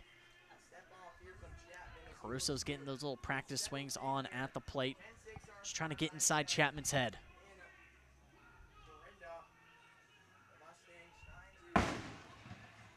Oh, 1 delivery off the boom. Caruso hits it foul. So now 0-2 once again. Off the hit by pitch, I still feel like Chapman's finding his zone. It was just that unlucky first pitch of the at-bat. Other than that, I feel like he hasn't lost sight, and he's really gone after these A's hitters. Now 0-2 down is going to be Caruso. I mean, when you're a relief pitcher, especially a guy like Chapman, he's probably going to be only asked maybe to get 1, maybe 2 innings. Looks like Sam Pitts, he's been warming up in the bullpen, but I mean, for Chapman, you just got to focus on one batter at a time, and when your number's, done, when it's up, that's when you can take a sigh of relief, but you just got to attack every hitter you face because you don't know as a relief pitcher how many hitters you're facing. Has Caruso down, no balls and 2 strikes. The 0-2 payoff pitch, swing and a miss in the dirt. Griffith picks it up, he fires it over to first base, and a huge second out as Knight stays held up on second base, and back-to-back strikeouts from Lane Chapman. It was a great pitch. Again, a lot of these lefties against the Clarinda lefties. I mean, it's been 3 lefties, Perkins, then to Caden Carter, now here to Lane Chapman. When they've spun the curve or the slider, depending on which pitch they throw to those lefties, they've had a hard time picking it up. And it's a great response strikeout, but also a great job by Griffith. He picks that ball up, but he looks Knight back to second base before throwing down. It's a great job there by Griffith and Chapman. Trying to not allow that extra 90 feet. This will be Clayton Portia. He swings and misses back into the glove of Griffith for strike one. Chapman's on his stuff here in the bottom of the 8th, trying to throw up a big 0 on the board for the Stangs.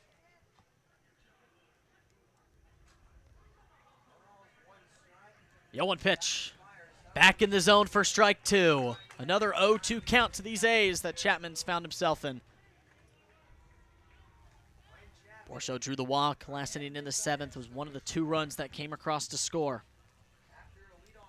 The 0-2 pitch from Chapman. He flares it off just behind us. Keeps himself alive at 0-2. Can never be too sure with those outside pitches from Chapman. So he's sitting pretty with Portia. What's a good 2-strike approach to have? You expand your zone by a couple inches. You're swinging at anything that you think might be called a strike. You don't want to leave your fate in the umpire's hands. You want your at-bat to come down to you and you only. The 0-2 pitch off the foul ball. Another foul ball straight to that same exact side. He's just behind on that outside fastball. And it still remains no balls and 2 strikes to the 8th hole hitter, Clayton Portia.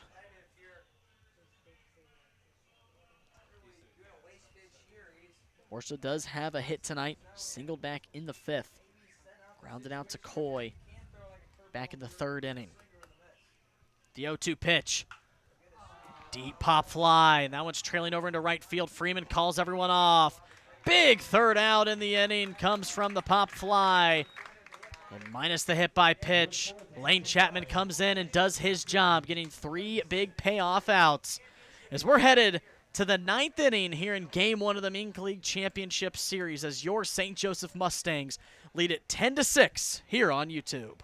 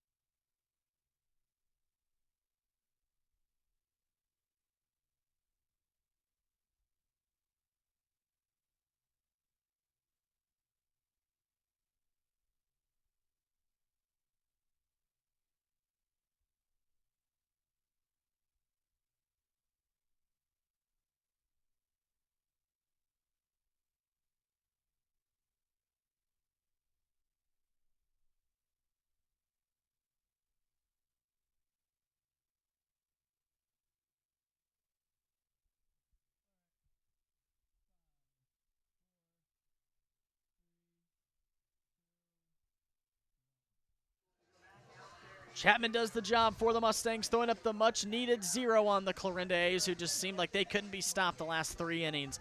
And we've made it to the 9th inning of Game 1 of the MINK League Championship Series. It'll be Darius Freeman to lead it off for the St. Joseph Mustangs. It's Beckel back on the mound for the A's. He's really came in and done his stuff, so it's going to be who can come in and shut the door here in the 9th inning. It's Darius Freeman trying to get on base. Get that leadoff runner on for the Stangs. Try and get some insurance runs back on the board. As the Mustangs lead by 4 runs, which I would say could be tied up with 1 swing going into the 9th inning. So you definitely want to get that much-needed insurance run. Well, it's not over until it's over, and the A's are a team you can't just put away lightly. You can't slowly close the door because we saw that. They came back with 6 runs. First pitch swinging is Freeman. He fouls it off, and he is visibly upset about missing that one on the outside half of the plate, kind of pointed at that same area. He's down early 0-1. Well, he was just early. If he'd waited on that one, that ball's lined into left center field and probably up against the wall for a double, maybe a triple. So, again, his timing was just a little off. That's what Beckel's been able to do. 0-1 pitch. Freeman puts a deep drive into right field, but that's going to die in the outfield. calling off Knight is Holiday, and he makes the catch for the first out.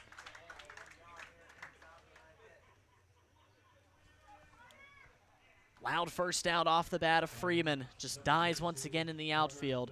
It'll be Carter Belton with one out. He's batting in favor of Braden Lucart. His first at-bat, he popped it out to Lenteo at the shortstop position. One out on the board here in the ninth. First pitch to Belton. Upstairs for ball one.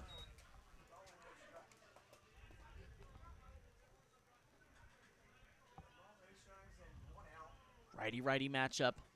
Beckel to Belton. 1-0 pitch down to the dirt. Belton doing a nice job working a 2-0 count early on in his at-bat. So the Mustangs looking to continue to just stack those base runners here in the late game. The 2-0 pitch. Runs inside. So now Belton quickly 3-0 on Beckel. Probably doesn't have the green light. Beckel might be starting to labor himself. Don't want to help him out. 3-0 pitch inside the zone for strike one. Now 3 balls and a strike to Belton.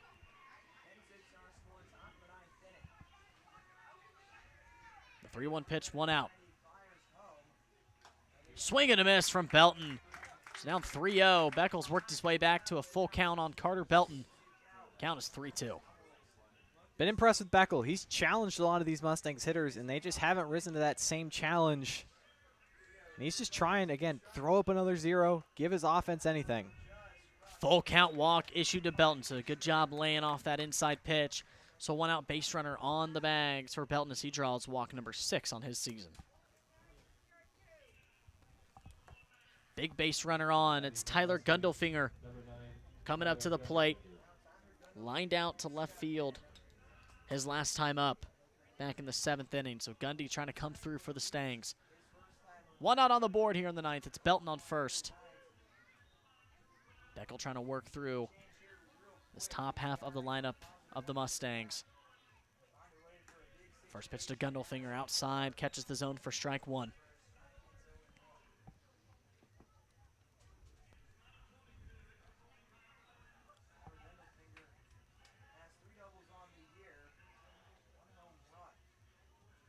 Yo, 1 pitch from Beckel.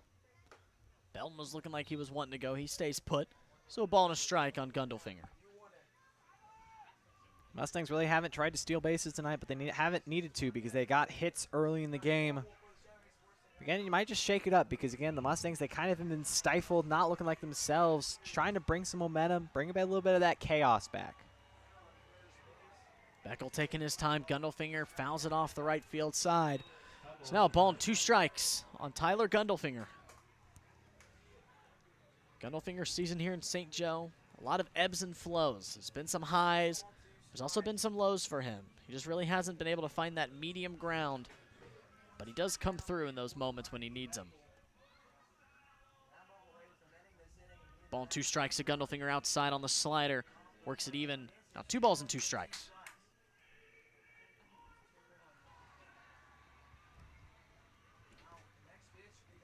Belton in only this is his 11th game, 5 stolen bases. Just jumping around, 1-2 on the slider. There goes Gundelfinger swinging and missing. And that's another strikeout on the day for Beckel. And the second out for the A's as that brings up Jack Mosh. And it's just a great pitch there from Beckel. He pulled the string. Gundelfinger waited on it, but just didn't wait on it long enough. So it was a good sequence from the young high schooler. He's really, again, being competitive with a lot of these college guys, trying to raise the bar. 2 outs on the board for Beckel. Jack Mosh singled back in the 7th. It was his 3rd hit on the night. Belton a nice lead, down low in the dirt. Ball 1 on Mosh.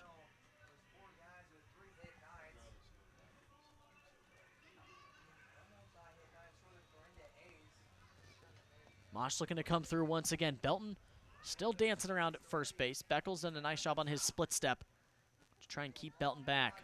Inside, Belton, not the best jump in the world. The throw down is in time from Porcio. And Belton's caught stealing for the first time this season, trying to argue his case But the A's throw up yet another 0 on the Mustangs, and we're headed to the bottom of the ninth in Game 1 of the MINK League Championship Series. Mustangs lead at 4, 10-6, as we're headed to the bottom of the ninth here on YouTube.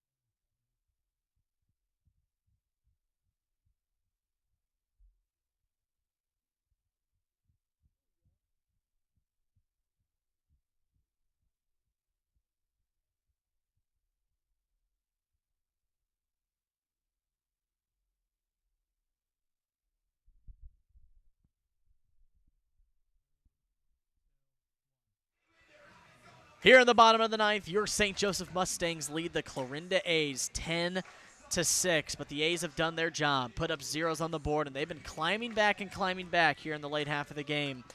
And it is Lane Chapman out to try and close out Game 1 here for the Mustangs. Right guy to do it. He didn't get to close out the game on Tuesday at Nevada. Now he gets the chance to close it out here.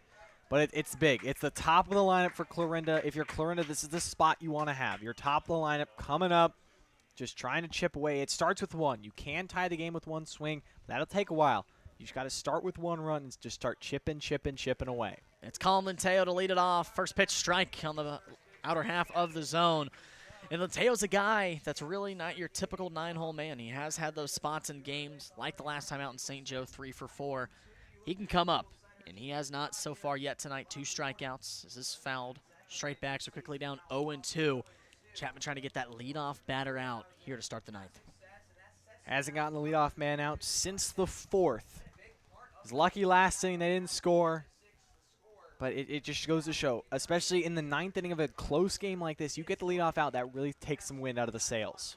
0-2 pitch runs outside and past the glove of Griffith for ball 1. Just trying to silence the door. Leadoff batter back in the 5th was on. The leadoff batter in the 6th. Then in the 7th. So, yeah, it really does come to show that the time the A's scored, it's been that leadoff batter. The 1-2 pitch to Lenteo. He puts a pop fly on the first base side. Little coming over. That's slicing more and more over. And Little makes the catch along the fence line for out number 1. The leadoff batter retired, and out number 1 here in the bottom of the 9th. Great job there by Jaden Little. He feels for the fence, knows where he's at, makes the grab. And again, first out, leadoff out, 1 out, now 2 outs away. 2 outs away from a Game 1 victory here in the MINK League Championship Series in 2025. And the Mustangs have Laith Holiday back to the top of the order for the A's. First pitch strike to Holiday here with 1 out. Just a big spot for Chapman. Last year we're not able to get the Game 1 victory here in Clarinda. Looking to flip the script. 0-1. That one's going to flare a little bit more to the first base side, and that'll get fouled. But another at-bat that's quickly gone. 0-2 for Chapman. These are the situations if you're Chapman. Find strike 3. Find the out. Don't get cute. Don't allow Holiday to work back in this at-bat. Execute, execute, execute. 0-2 and a weak dribbler, and that'll get fouled before heading back into play. So it keeps Holiday alive at the dish here on no balls and 2 strikes. Holiday's last time out in the 7th inning, he singled. And he stole third. Came over on the E4. 0-2. It's a Holiday. Outside, ball 1. Similar thing happened over to Lenteo. 0-2. Ball 1 outside. Let's see how Chapman can respond. Maybe put another defensive pitch in the air for Holiday. 1-2 puts a pop fly into right field. Freeman looks like he has a trace on it. And he does for the 2nd out. So 2 batters, 2 outs for Chapman here in the 9th. And the Mustangs now 1 out away from a Game 1 victory. And another great pitch. Got Holiday out in that front foot. Didn't have any power behind it. And Darius Freeman's there. He's going to make that grab all day, and that's what you like. Lane Chapman, first 2 outs. Door is just about closed here in game 1. 2 outs on the board for the Mustangs. It's Micah Nicholson trying to keep the A's afloat here in game 1. It'll be Nicholson, Cobb, and Homelar. So the 3 that are the most powerful here for the A's. First pitch to Nicholson. Just misses the zone for ball 1. Nicholson hit by a pitch back in the 7th inning. Ended up coming around 2 strikeouts following that. He swings and he fouls it off the first base side. First strike once now, ball and a strike on the St. Mary Gale in Micah Nicholson. He's made some nice plays over at second base tonight for the A's. 1-1 delivery, once again fouled off the first base side. So now ball and 2 strikes once again to these A's batters. Now 1 strike away. You can really feel it. Again, 1 swing doesn't lose you the ball game, so go right after Nicholson here. Best pitch of the night Chapman's got in his bag. The 1-2 pitch to Nicholson. That one's going to get past Griffith. So now 2 balls and 2 strikes to the 2-hole hitter. A's just trying to keep themselves up. Just trying to go pitch for pitch. 2 balls, 2 strikes to Nicholson. Chapman trying to end it here. 2-2, that's going to be grounded over to the Gundelfinger, and it gets over his glove into left field. So a 2-out base hit for the A's adds a little bit of extra life to their game 1 hopes. Again, not the worst thing. There's still 2 outs. It was a decent pitch. Nicholson just made a good swing, and for Gundelfinger, just a tough hop, tried to get in front of it. Just wasn't able to. And here's the man that you ended up wanting to kind of avoid in this situation. It's Drake Cobb. 1 runner on, 1 swing could put it at a 2-run deficit, but it's a 4-run lead, 2 outs. The Mustangs are still sitting pretty, but you got to retire the MINK League's best hitter. Cobb, the 1 hit back in the 6th. First pitch up and out for ball 1. 1 for 4 on his line.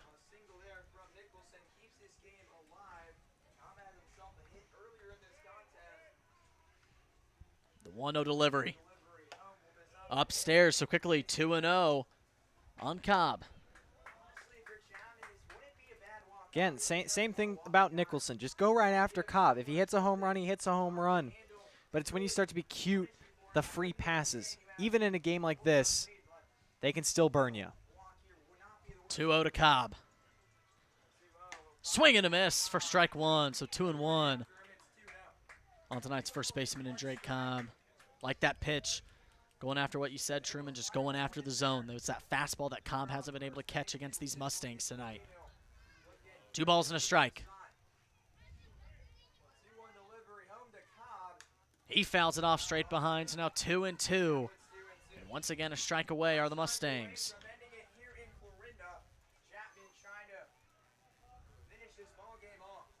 You're a beautiful night at Municipal Stadium in Clarinda, Iowa. The Mustangs trying to walk in to Clarinda and try and reverse the story from last year, losing game 1 here in Clarinda, trying to take game 1 in 2025. 2-2 pitch to Drake Cobb. Upstairs, throw